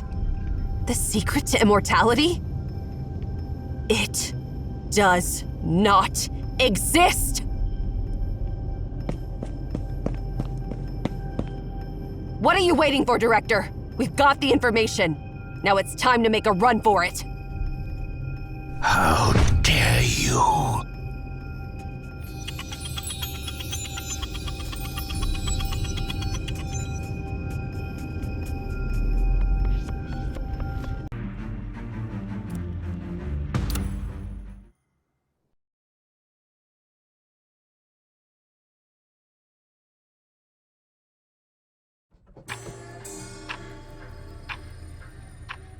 Don't you dare run away!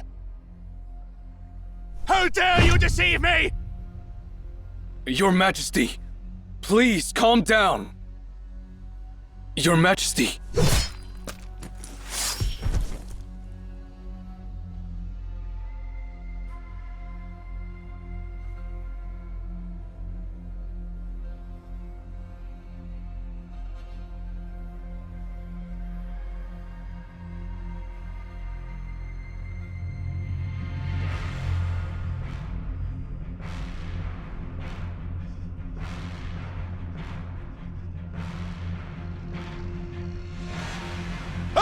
Darius, the great king of Obed, the king of all kings!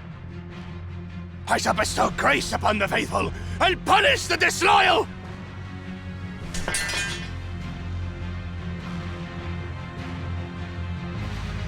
Heed my command, my immortal army! Hunt down those Amions! From this place to the end of the world! From this moment until the end of their lives, or yours!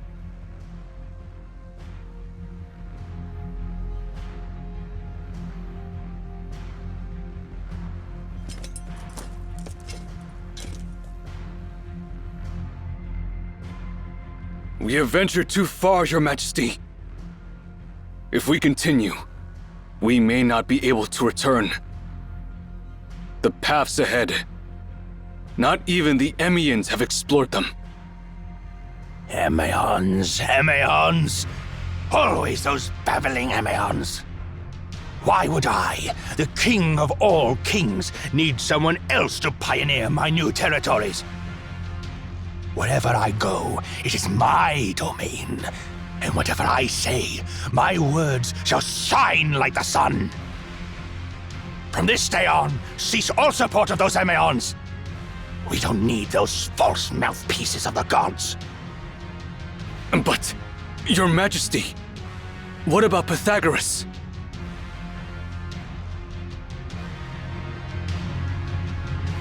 I won't repeat myself. Yes, Your Majesty.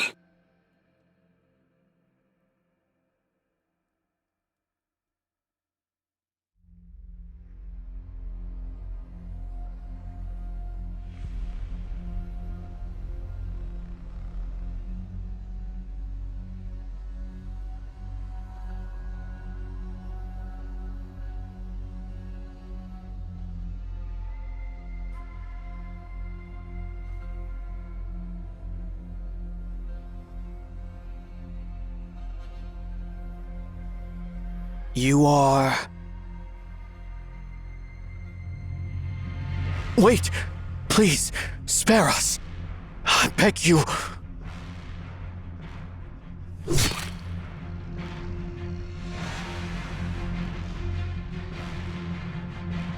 Take away their supplies, spare the strong, and destroy the old and the weak.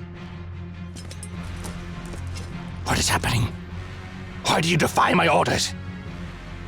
Have you forgotten what happened when we crossed the Memphis desert? If we hadn't plundered the caravan, it wouldn't have been us celebrating under the magnificent waterfalls of the Memphis River. Carry on. We have a long path ahead, and we must not stumble here. Yes, Your Majesty.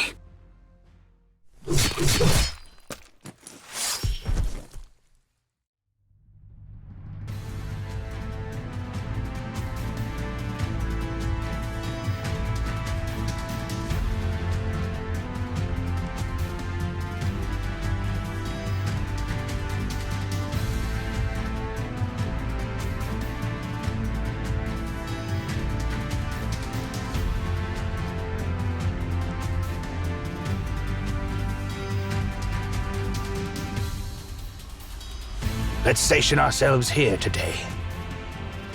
Looks like we're running low on food. Soldiers, kill my horse. What's the meaning of this? Why the hesitation? Have you forgotten what happened when we attacked Delphi the first time? And that time I slaughtered my horse so that we could cross frigid Mount Medicus? This is not different. Come. I shall share the horse's flesh with all of you once more.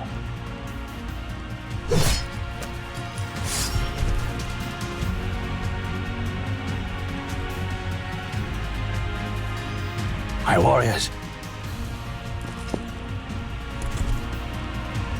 My warriors?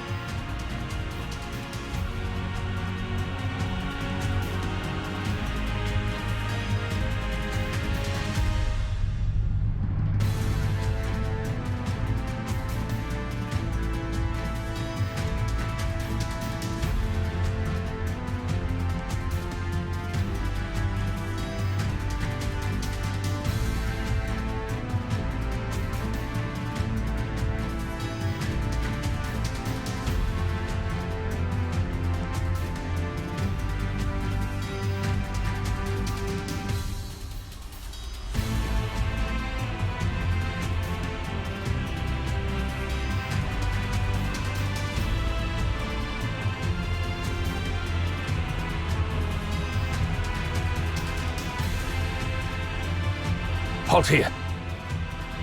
We need a break once in a while. I grant you a brief reprieve. These books on the shelves are unlike any I've seen before.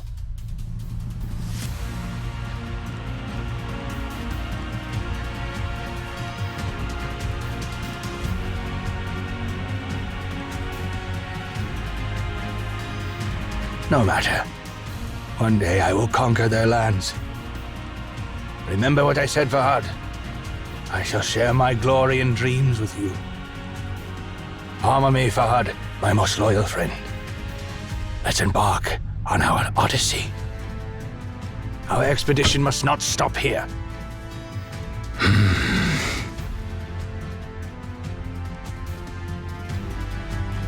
Fahad, if you choose not to accompany me on this quest, it's all right. I permit you to turn back and return home. It is a king's duty to forge ahead. As my subject, your duty is to spread news of my accomplishments throughout the world. Go back, Fahad. Whether in life or in death, you shall forever be showered in my grace.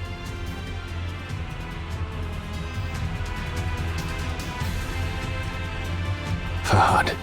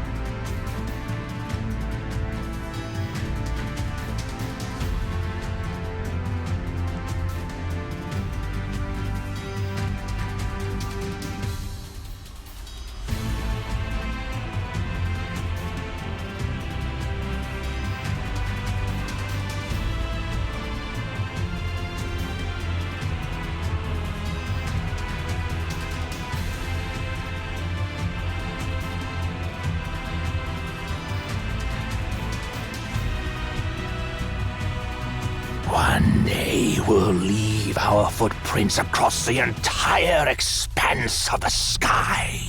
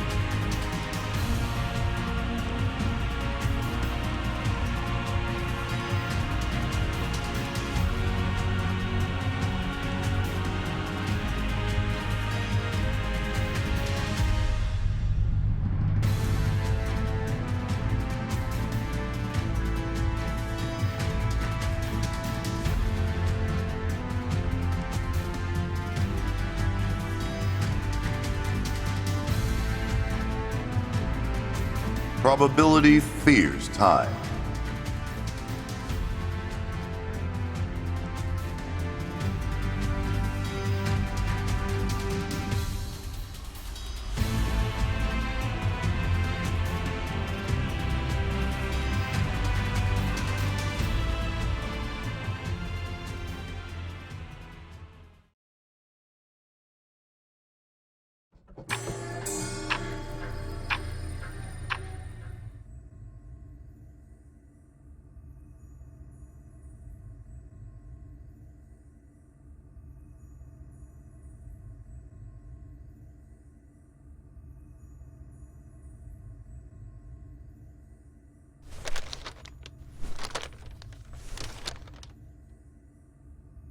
This is Sarvis's era.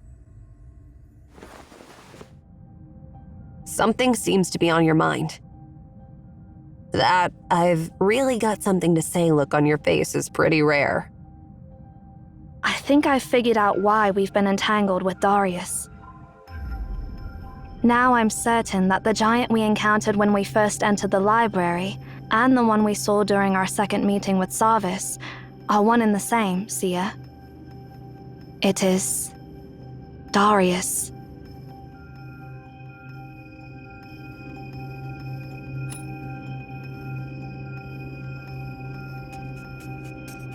This library is alive and has its own wisdom.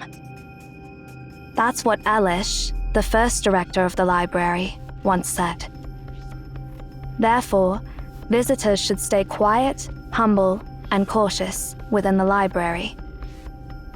It is not recommended to speak, write, or daydream, for words and ideas carry power. The library is an anomaly, after all.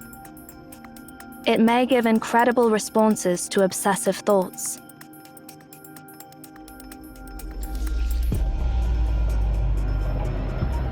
Don't you dare run away!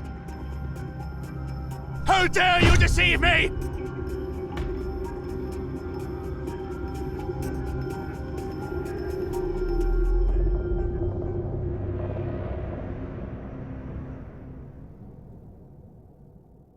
We deceived a man of extraordinary strength, of willpower.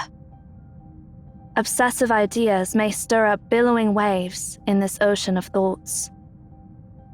So, you're saying that the library distorted Darius, turning him into the giant that has been chasing us around? If that's the case, it explains why he hated our guts so much. After all, we shattered his world with that devastating lie. Hold on a sec. So, we lied to Darius, and after he got distorted by the library, he stayed here for all those thousands of years just to get revenge against us? According to our time machine, you met the giant before you met me. Thanks to him, our time machine met the future me and heard the prophecy. And that's how we started this totally messed up journey, right? How ironic. We went to Darius because we had already met him. Cause and effect become one in the Library of Babel. It's a loop. Why are you giving me that look? No, it's nothing. Just don't leave my sight without my permission, Ari. What are you talking about? That's a weird thing to say. Quit using that tone with me.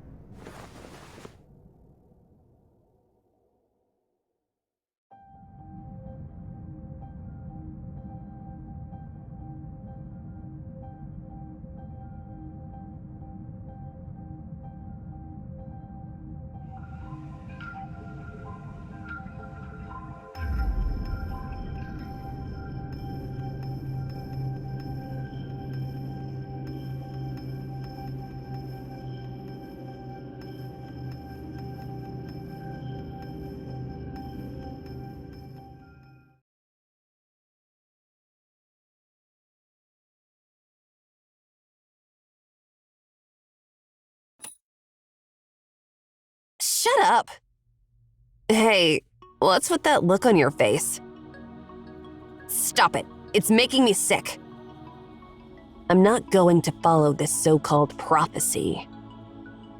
But with the current situation, we have to continue this loop. Remember, the fate of two eras rests on our shoulders. Next, if our time machine gets things right, we should be at a point between our two encounters with Sarvis. We must inform him about the divine words at this point. Since someone in this era activated a 10, the divine words must exist in this era. If he can find the person who activated a 10, he'll naturally get the command to stop it. If everything goes smoothly, we'll put a stop to a 10. No, the Star of Ephrathah, before it burns everything in this era to ashes.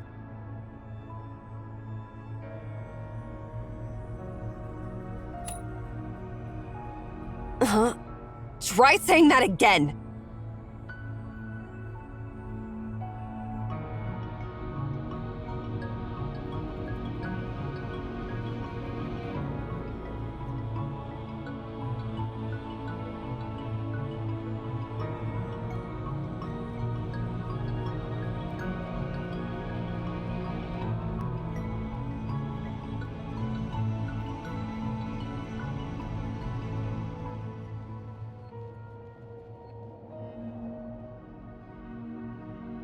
Someone's coming.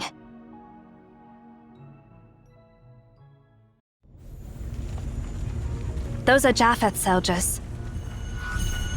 Looks like they're in a tough spot too.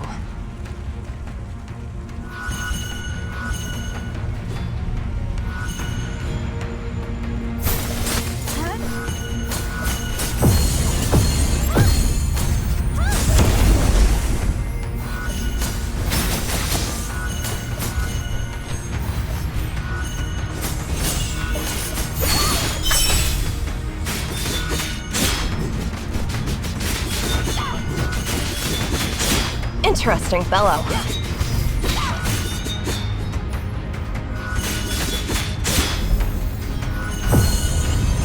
Then let's be a bit more serious.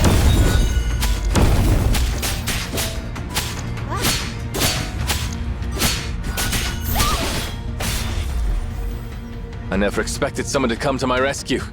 Thank you so much. Wait, you're the Emians who escaped from Lord Sarvis before? So what if we are? Are you planning to capture us and hand us over to your general? No, we Japhethians are anything but ungrateful. Anyway, it's good to see you. We've been searching for you.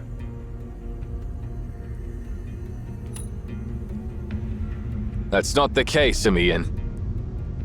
Lord Sarvis has encountered an extraordinary problem, and he says only Emians can solve it. As I thought. Then what are we waiting for? Lead the way. I'm sorry, but when we enter this infinite library again, we got separated from our general. I have no clue where he could be now. The path ahead takes us back to where we came from. Let's head in that direction. Aren't you coming with us? As you can see, my squad has been decimated. With all the dangers lurking here, we shouldn't burden you with protecting us. Please, hurry to the general as soon as possible. Let's go.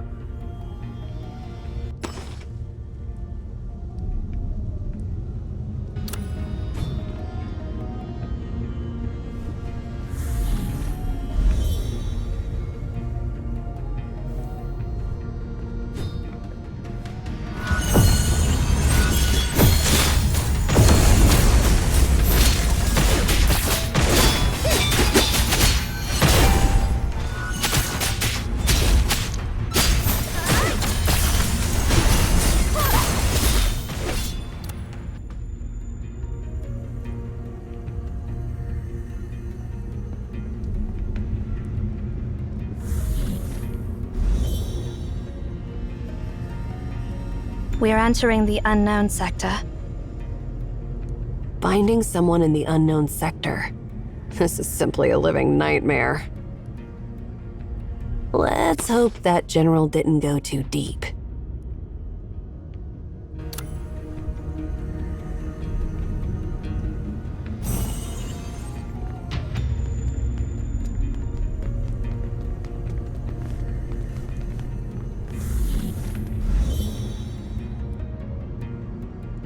The unknown sector has changed, so the rules we know might not apply anymore.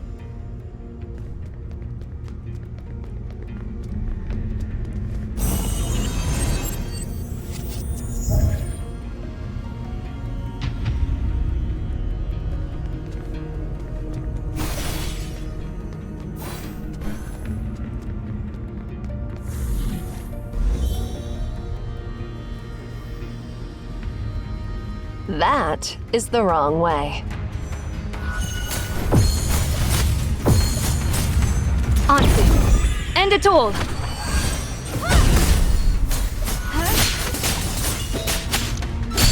Here's the heart.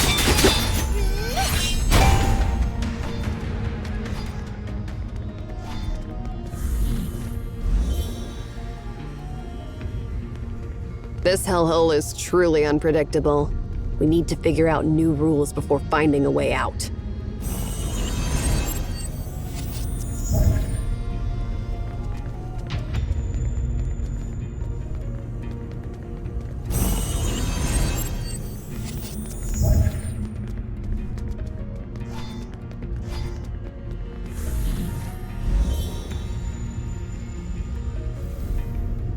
The one surrounded up ahead is Sarvis.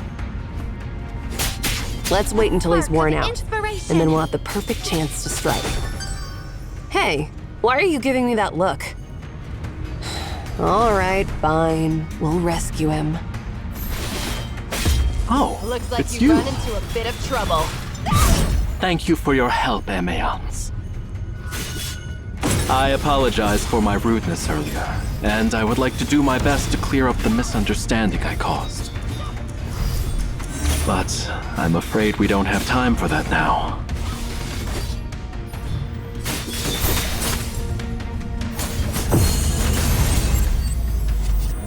Allow me to get straight to the point. Do you happen to know how to deactivate the God of the Sun?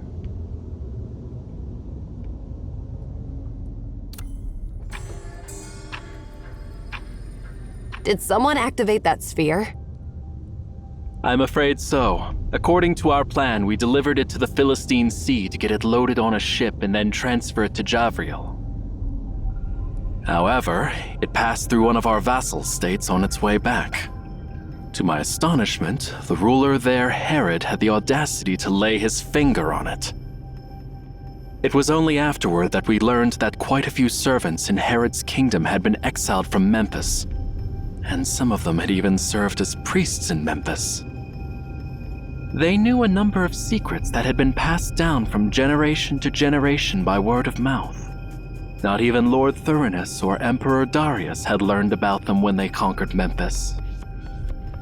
Those Memphians stirred up Herod's greed, making him believe that he could awaken the god of the sun like the ancient pharaoh Akhenaten did, and thus be elevated to the status of a god. How ridiculous. Yeah, it's ridiculous. Truth is, the Memphian slaves hate him for his brutality and wanted to use this chance to take revenge. They didn't think about the catastrophic consequences it would bring. Unfortunately, Herod killed all those slaves once he obtained the divine words, so nobody else could ascend to the divine throne like him. By the time we arrived, the copper sphere was already levitating and burning over Herod's capital city, Ephrathah. We apprehended Herod before the city was razed to the ground. However, he only knows how to activate the sphere, and he didn't ask for the command to deactivate it. Now, with the death of the last Memphian priests, the secrets are lost forever. If that copper sphere continues to burn, one day the Philistine Sea will dry up, and even Javriel, the eternal city, will end up in flames.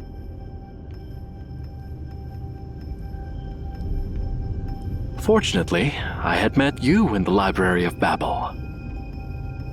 I remembered you had mentioned that the copper sphere could be deactivated.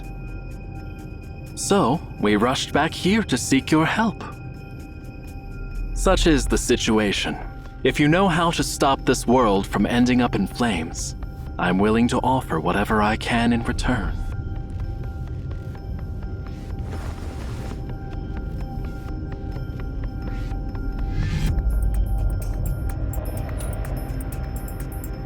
Hey, hold on.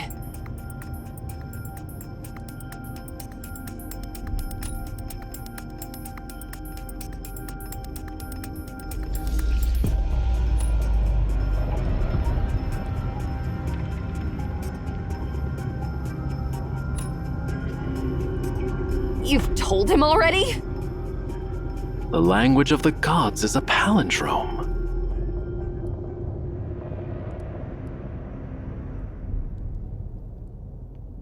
I understand. That'll do. Write the palindrome words in both directions, and the quill will go back to where it started. In other words, the command to activate the sphere is also the command to deactivate it. We just need to repeat the same word Herod used, and it will revert to its previous state. I can't believe this answer is so straightforward. I must return to Ephrathah immediately. But the thing is, we've lost a significant number of soldiers since entering the Library of Babel. I'm sorry, Hemayon, but I need your assistance once again. Could you escort me out of here?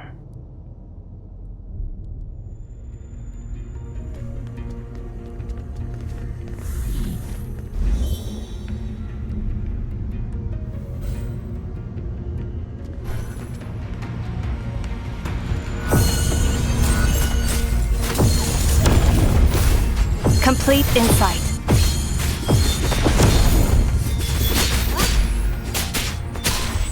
Pluck the heartstrings. Our strength isn't enough to break through this gate. This gate is heavy. Please stand back.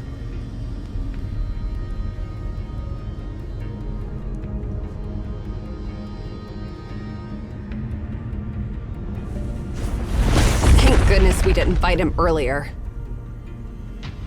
sorry. I couldn't hear you because of the noise. What did you say? Oh, it's nothing.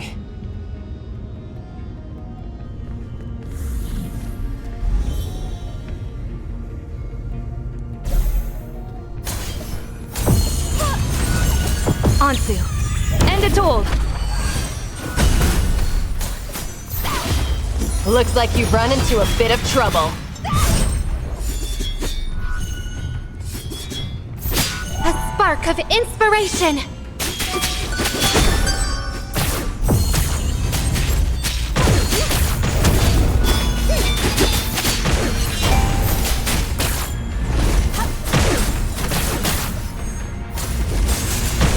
I think I've been here before. The path on the right leads back to where I came from.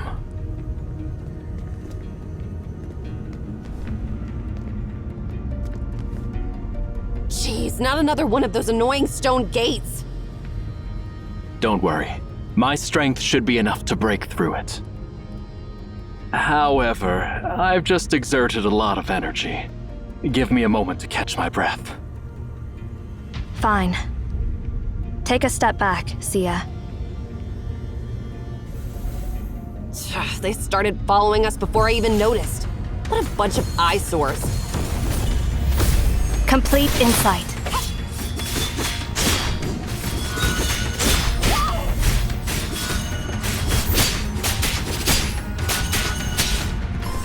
Like the heartstrings. Fold. Ansu, end it all.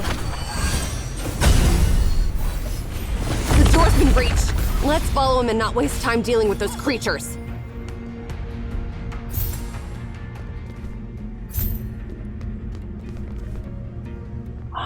Finally.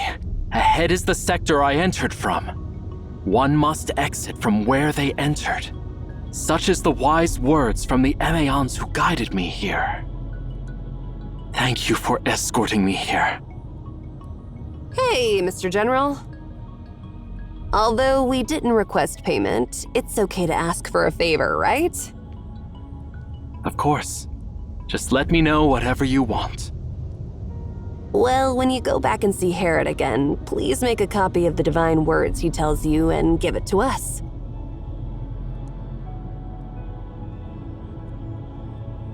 Sure thing. That's a simple task. Once I resolve the troubles in Ephrathah, I'll come back and deliver the letter for you. Thank you for your generosity. I'll never forget it. Please rest assured, Your Highness. Sarvis is one of the few generals who possesses both wisdom and bravery. He will be safe. But he's been inside all night. I know it's prudent for us to stay out here, but you've witnessed the enigmatic library yourself, as well as its labyrinth plucked from myths. Will Sarvis return safe and sound this time? Your Highness, High Priest. Sarvis, you're back! Yes, and I bring good tidings. I found the peculiar Emeon I mentioned last time, and they instructed me how to deactivate the God of the Sun. Excellent. This library truly holds the answers to all questions in the world.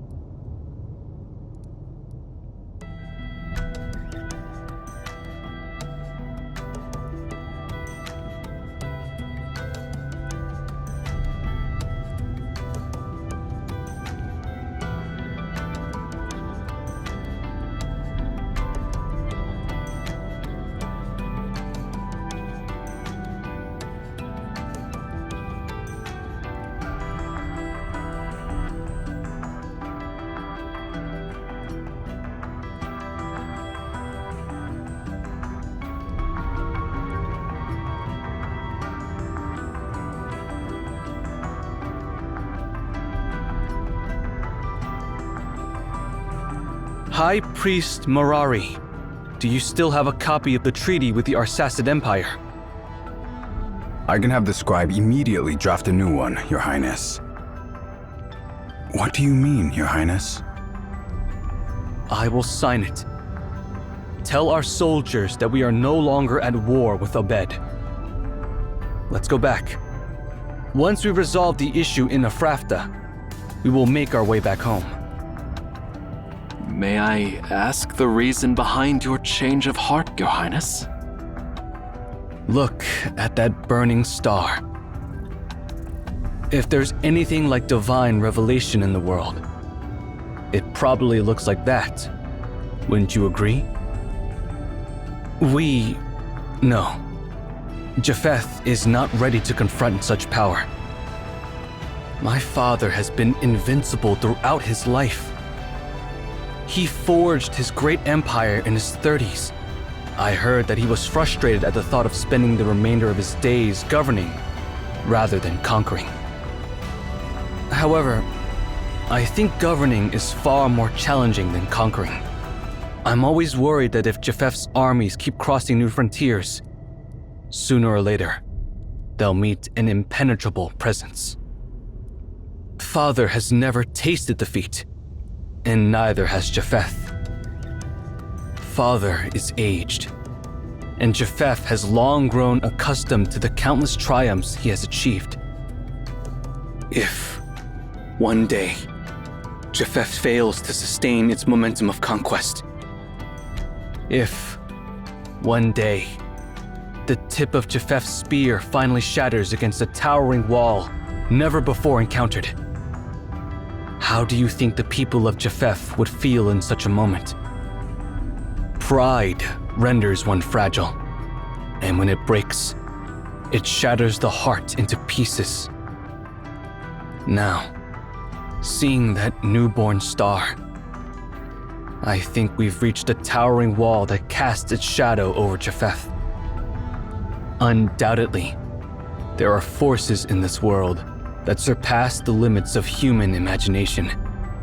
This library, capable of harnessing even the power of that star, lies far beyond our dominion.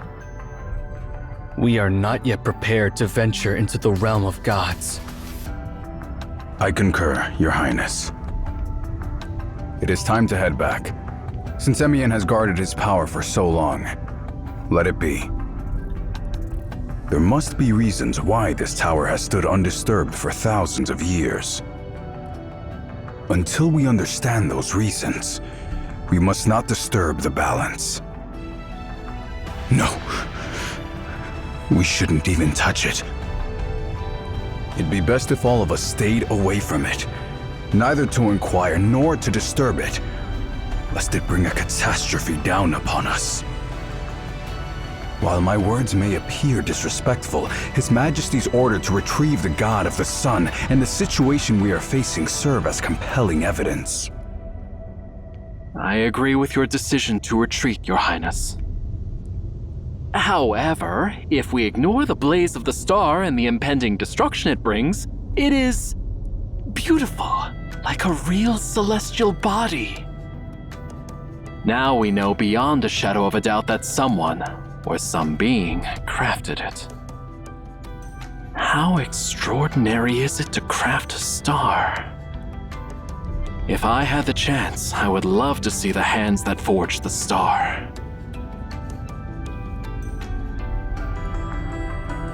Even if I am unable to witness it, I hope that my descendants will be blessed with this fortune. Time to go. We have no time for sentimentality. Leave the recording of history to poets and scholars. As for us, let us restore the sky with its true sun.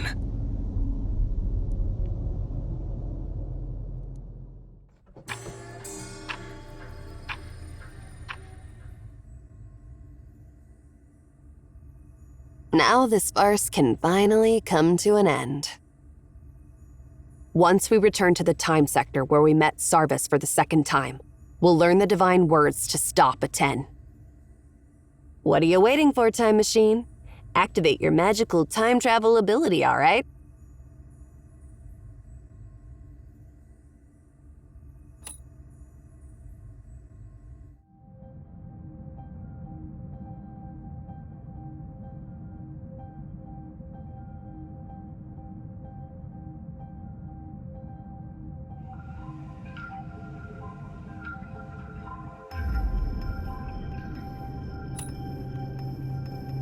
There's no point in thinking about that now.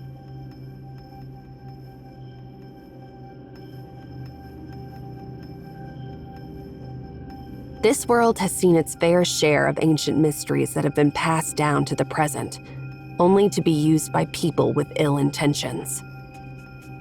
Even if someone is trying to activate a 10, we now know how to deactivate it. That's all that matters.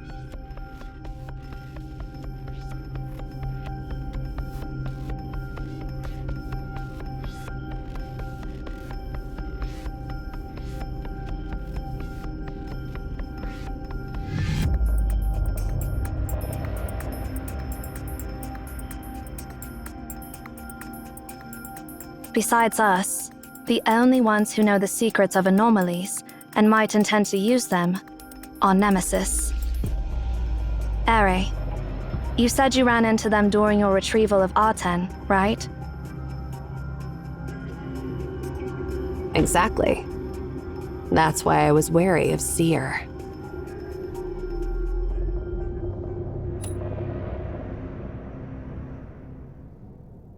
All deeds have consequences.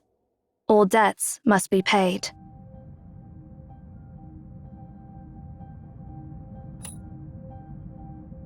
That's their motto. How can I give you a brief explanation? To put it simply, here's the perfect example. Do you think something like a 10 should be known to the world? These artifacts possess the power of easily obliterating an entire civilization. You've witnessed the destruction of a Ketaton and the war between Japheth and Obed. It merely revealed a fraction of its existence, and that was enough to change the course of the world. Countless people were frantically seeking it, whether it was for immortality, overthrowing another dynasty, or simply catching a glimpse of its eternal glory. Even in this era, where human intelligence supposedly reigns supreme, we no longer worship the god of the sun. Do you think a nuclear fusion reactor should be revealed to the people of this era? Will it bring about an energy revolution, or just another war? Humans of every era believe their intelligence to be superior, yet they fall prey to the same mistakes time and time again. The power of the unknown is a sweet poison. Now you're well aware of that, right?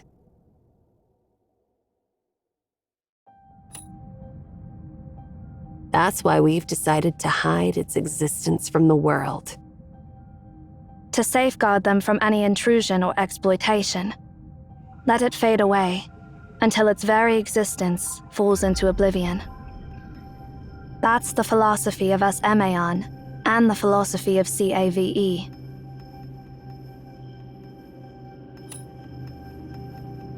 Emaon is merely the secret society watching over Obed. There are other organizations that share our ideals. For example, Florentine in Japheth, Weisha in Xi'an, and Delphic Oracle in Delphi. Well, we don't have time to delve into all this now. Once we leave here, you'll be formally introduced to the rest of the Alliance as the new director of Emaon, and you'll learn who they are for yourself. Speaking of that, we need to mention another group of people. Not everyone shares the same attitude on such matters. There's another group. Well, they're not all a bunch of bad guys, but their philosophy differs from ours. While some people want to stow away unknown power, others want to exploit it. Nemesis belongs to the latter. They see it as something that can propel human civilization forward by hundreds of years, if thoroughly studied, and they see no reason to set it aside instead of utilizing it. As for how such actions may affect a society, they don't care at all.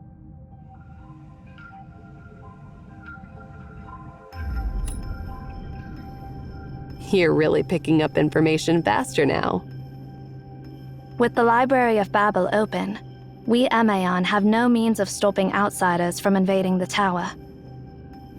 However, if they were really to do that, they would just end up lost in an infinite ocean of information.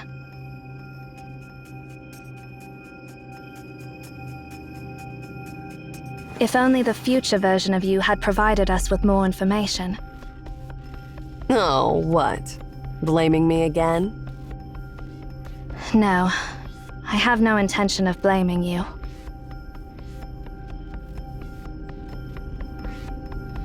You're smarter and more cautious than anyone else. It wasn't your style to deliver such an ambiguous message.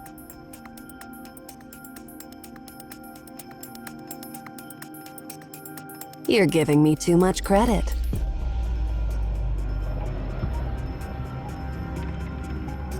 Indeed. The journey with you is full of surprises at every turn.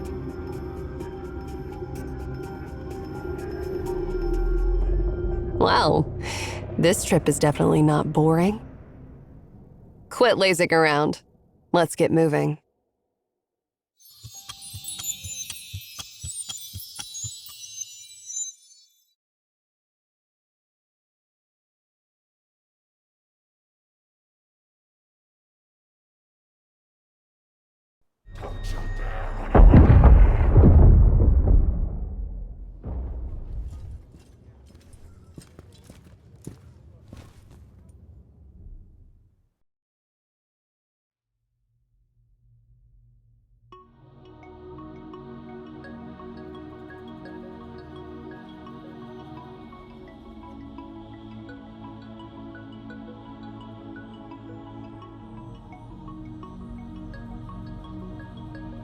Don't you ever wonder how two groups of the same people can show up at the same time?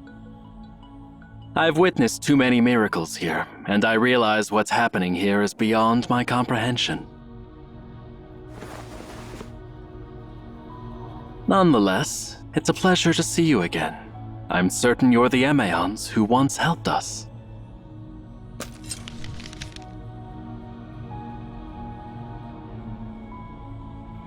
As promised, I've brought you a copy of the Divine Words.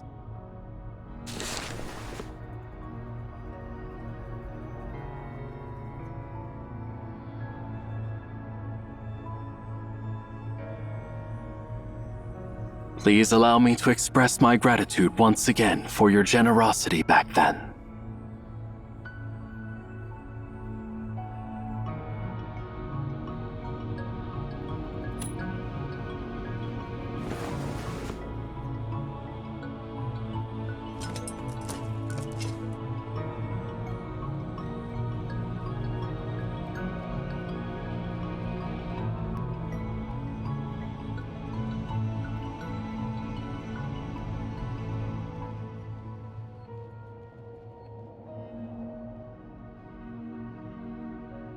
I understand that you Emaons have your own principles of conduct and you don't want your deeds to be publicized.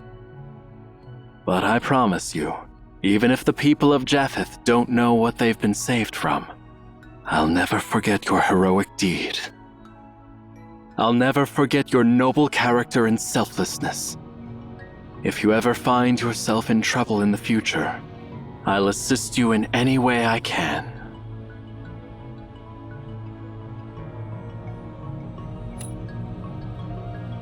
I, Sarvis, swear by my domain, Bellefontaine, the City of Blossoms. I, my family, and my descendants, we will always remember this oath.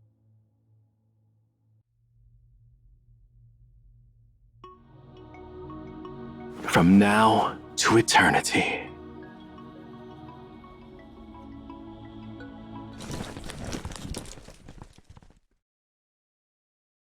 He's a pretty honorable man.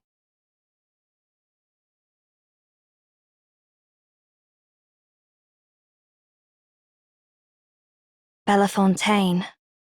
Sarvis. So, He is the first leader of Florentine, Sarvis Florentine. I see. Our initial connection with Florentine was actually because of you.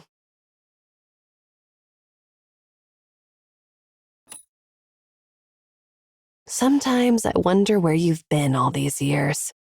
You don't even know about the Florentine Bank, which basically controls half of the continent's economy? Now's not the perfect time to explain everything about Florentine. Harry, show me the parchment that Sarvis just gave you. What's the rush? Worried about losing it? I've already written it down anyway.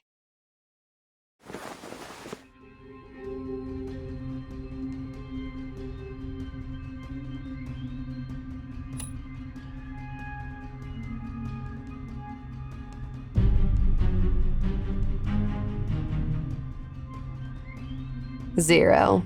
You know what? I'm really grateful that you're the one who's been with me on this journey.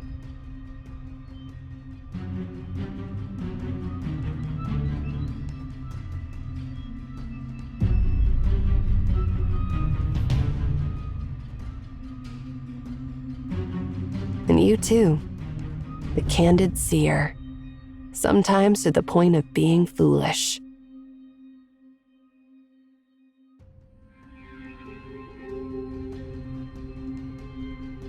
I'm glad I have you as my partners.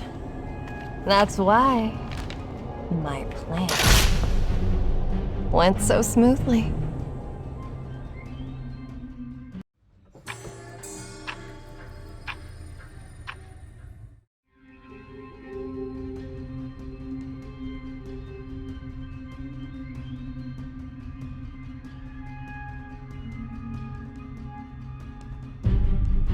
There were moments when I thought you might figure it out, but no. You just stayed at the edge of truth and refused to step forward. But why? Let me guess. Because you don't understand my motives, so you chose to turn a blind eye. How arrogant. Oh, Zero. Empty of everything. Void of emotions. Yet, in the end, you earned everything. See? You really don't understand the feelings of an underdog like me, do you? I am his granddaughter. I am the rightful heir to the library. But that day, he brought you back. And then you took everything away from me. Are you done? Stop pretending to be a sad clown. That's not who you are. What do you really want?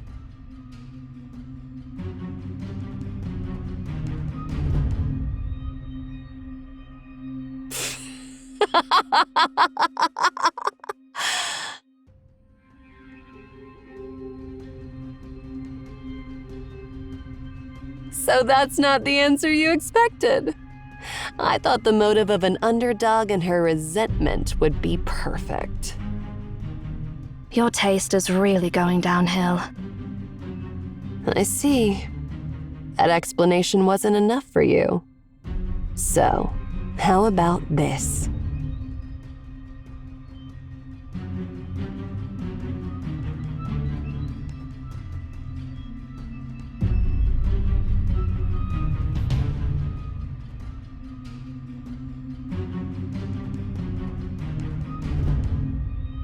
I'm simply tired of it all.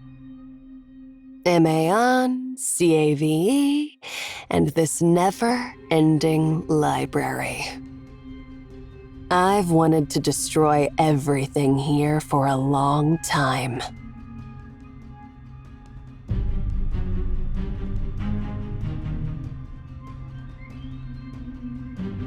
That's why I joined Nemesis. Yeah. You heard it right. I'm a spy for Nemesis.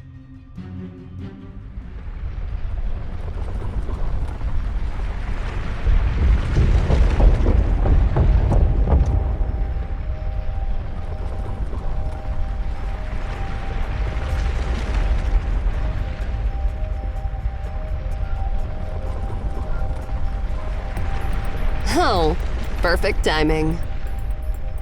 I'm sorry, but I'm not the type of archvillain who dies from talking too much. But you two? You're the fools who actually sit there and listen to your enemy's meandering monologues.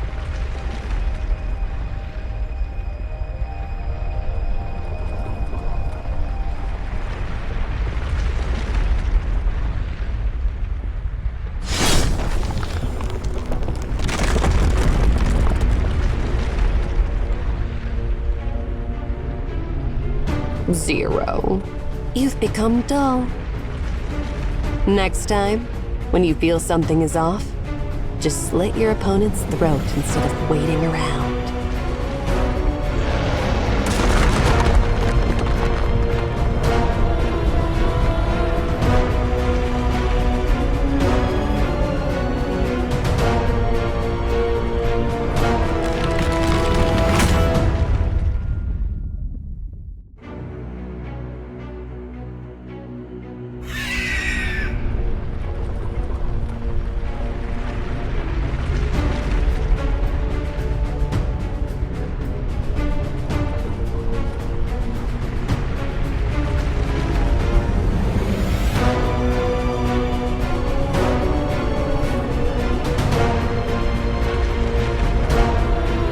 Goodbye.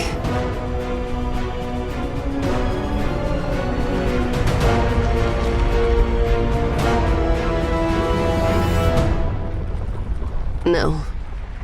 Farewell. Forever.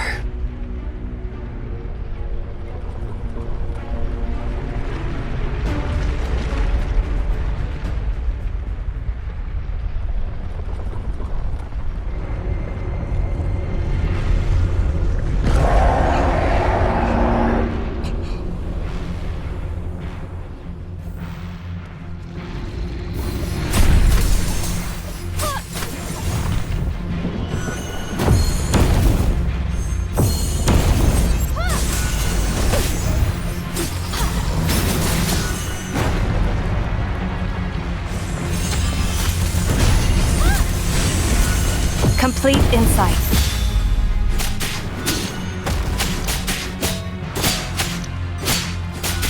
No room for error. Fluttering wings.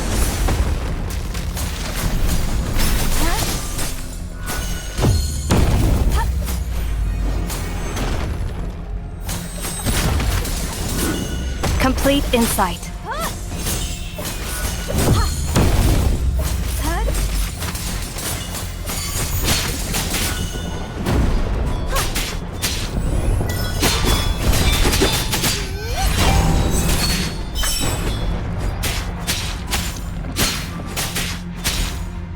Pluck the heartstrings.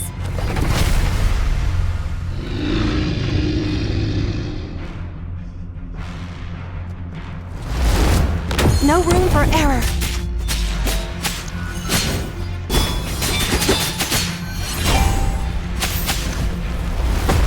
Walk in the rain.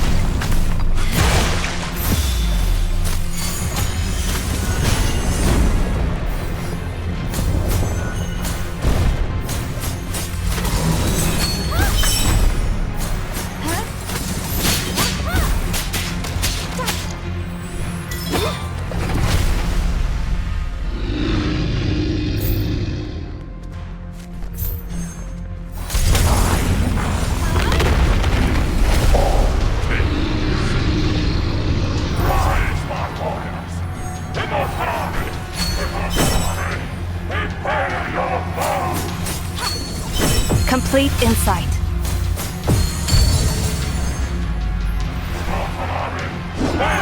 Complete insight.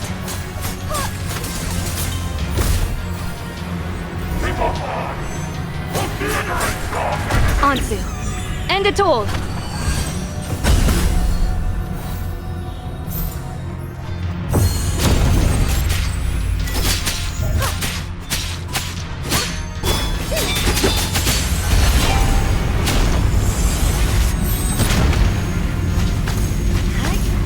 Walk with the umbrella.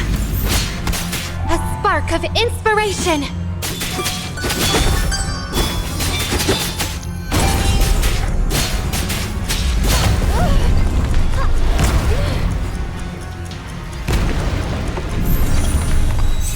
Walk with the umbrella.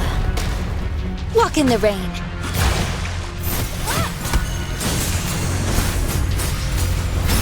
Complete insight. Fold.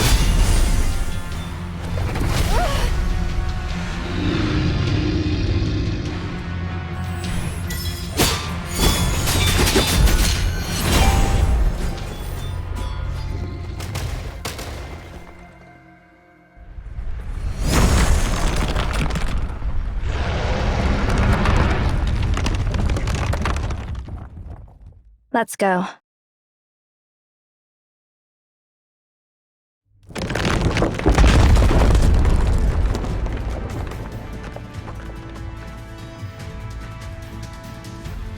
Don't you dare run away. Face me.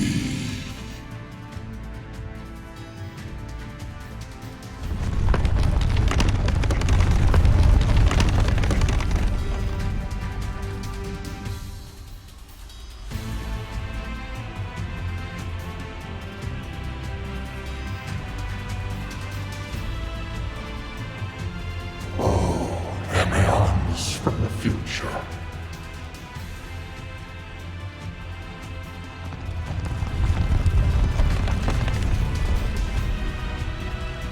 If you truly are from 2,500 years from now, tell me. Tell me.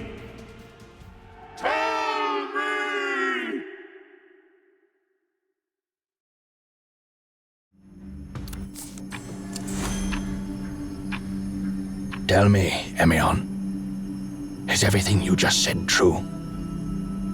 I believe you're aware that I've showered you with the utmost respect from an emperor. I believe you're also aware that the nonsense you just said is enough for me to order your tongue removed.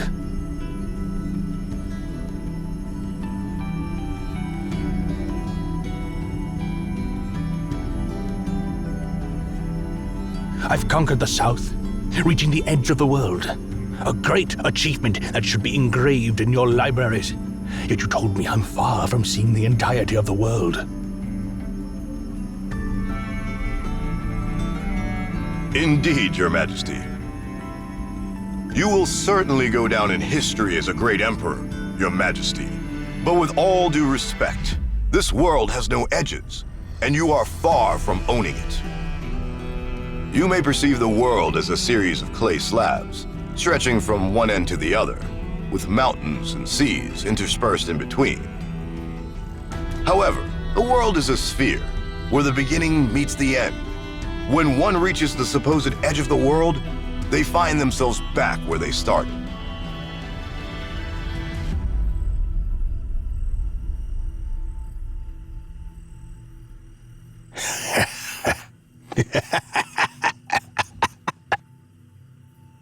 What an absurd statement. It's been quite some time since someone dared to be so audacious in my court. Nevertheless, I shall allow you to continue your discourse purely for the sake of entertainment. However, if your words bore me, it'll be more than just your tongue that I remove. You claim that the world is a sphere.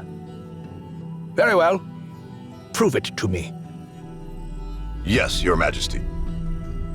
As an emperor who has conquered numerous lands, you must be aware that the North Star appears higher in the sky the further north one travels, and conversely, it appears lower in the southern regions. When observing a ship approaching from the horizon, one perceives the mast before the deck becomes visible. The world is indeed a sphere, and the curvature of the land and the sea occurs beyond the range of our vision. It is due to the vastness of the world that, while standing upon it, we mistake it for being flat. To humans, Obed may appear immense, but to the entire world, Obed is merely a small portion of the spherical whole. Just as ants may consider mounds as mountains and ponds as oceans, when they climb a tree, they perceive it as occupying a vast territory. I intend no disrespect, but when your army arrived at the Great Desert and believed they had conquered the entire southern realm, They were akin to those ants.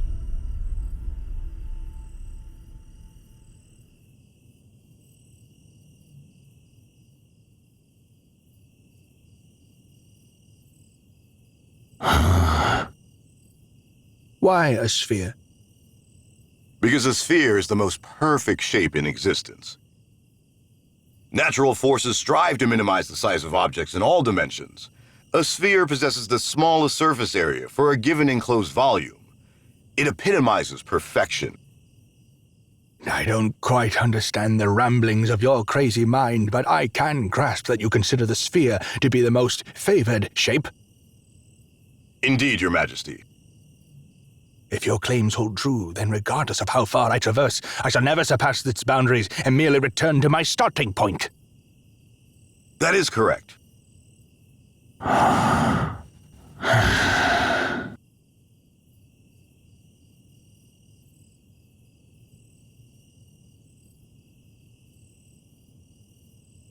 It is true, Your Majesty, that the concept of an end does not truly exist upon this sphere, where you currently stand.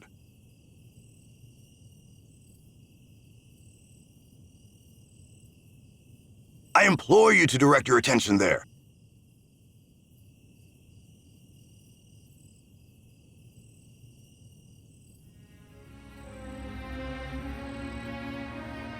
The sky. Precisely, Your Majesty, the sky. Just as the earth beneath our feet is a sphere, so too are the moon and the sun, spheres of varying sizes.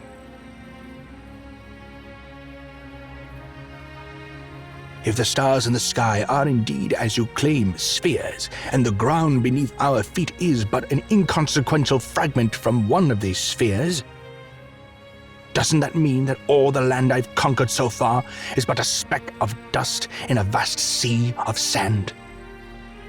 It may be just a speck of dust, but it's a precious speck of dust, and our homeland. However, it's undeniable that it is, after all, just a speck of dust. Perhaps only by traversing this desert, which contains countless specks of dust, will you truly reach the end of the world. Are you frustrated by this revelation, Your Majesty? It's a capital offense to try to speculate on the mind of an emperor. Please, forgive my audacity. All I meant to express is that I have found solace in this realization. Solace, you say? Yes, I felt a sense of solace knowing that our thoughts, struggles, and everything we hold dear are insignificant compared to the world itself.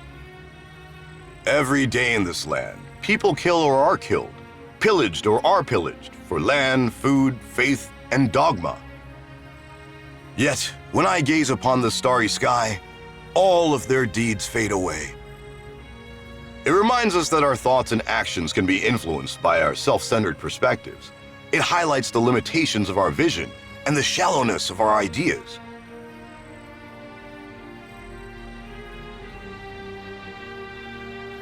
The world does not revolve around us, not even the ground beneath our feet. Consider how an adult perceives a toddler's cries. The toddler cries because they have never seen the real world and are ignorant of real problems. However, with this revelation, you would understand that the difficulties and confusion you currently face are, in the grand scheme, similar to a toddler's cry. Look at the curtain of stars above you. It will make us reevaluate the value of all people to one another and the value of people to the world.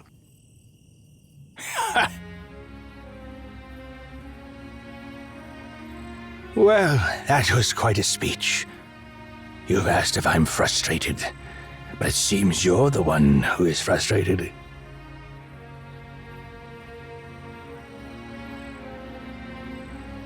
Indeed, Your Majesty. No matter how much I stretch, I can't reach the stars with my hands. Come to think of it, it's a good reason you'd give.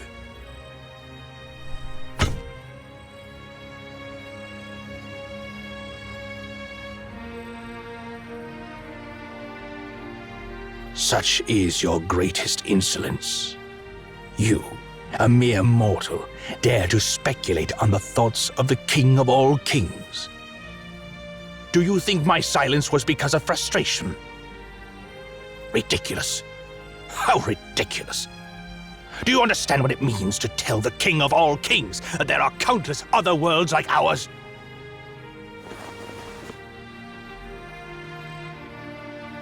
It means there are endless lands waiting to be conquered. Interesting. How interesting. If the barren desert in the south is the so-called end of the world, that would be truly disappointing. This world is so subtle and so vast, but as a scholar, all you do is revere it. This is where I'd say your mind is narrow. I'll conquer them. It's the highest form of homage I, as an emperor, can offer.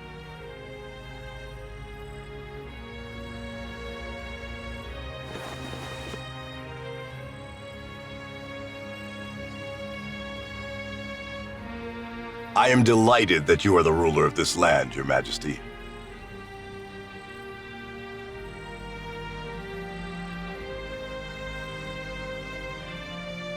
Emeon, I will be the one to conquer the distant stars.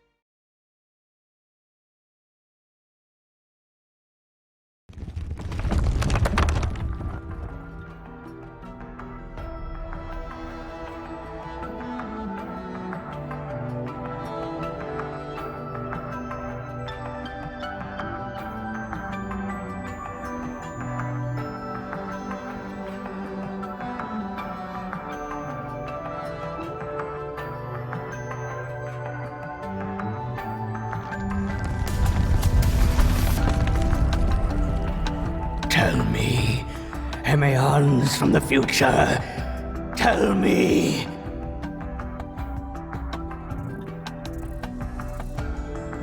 Did I conquer the distant stars?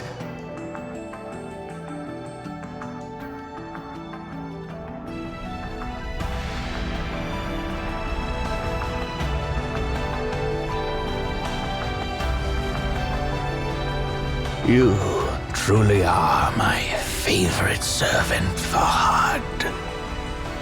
Arise, for I shall share my glory and dreams with you. One day we'll leave our footprints across the entire expanse of the sky.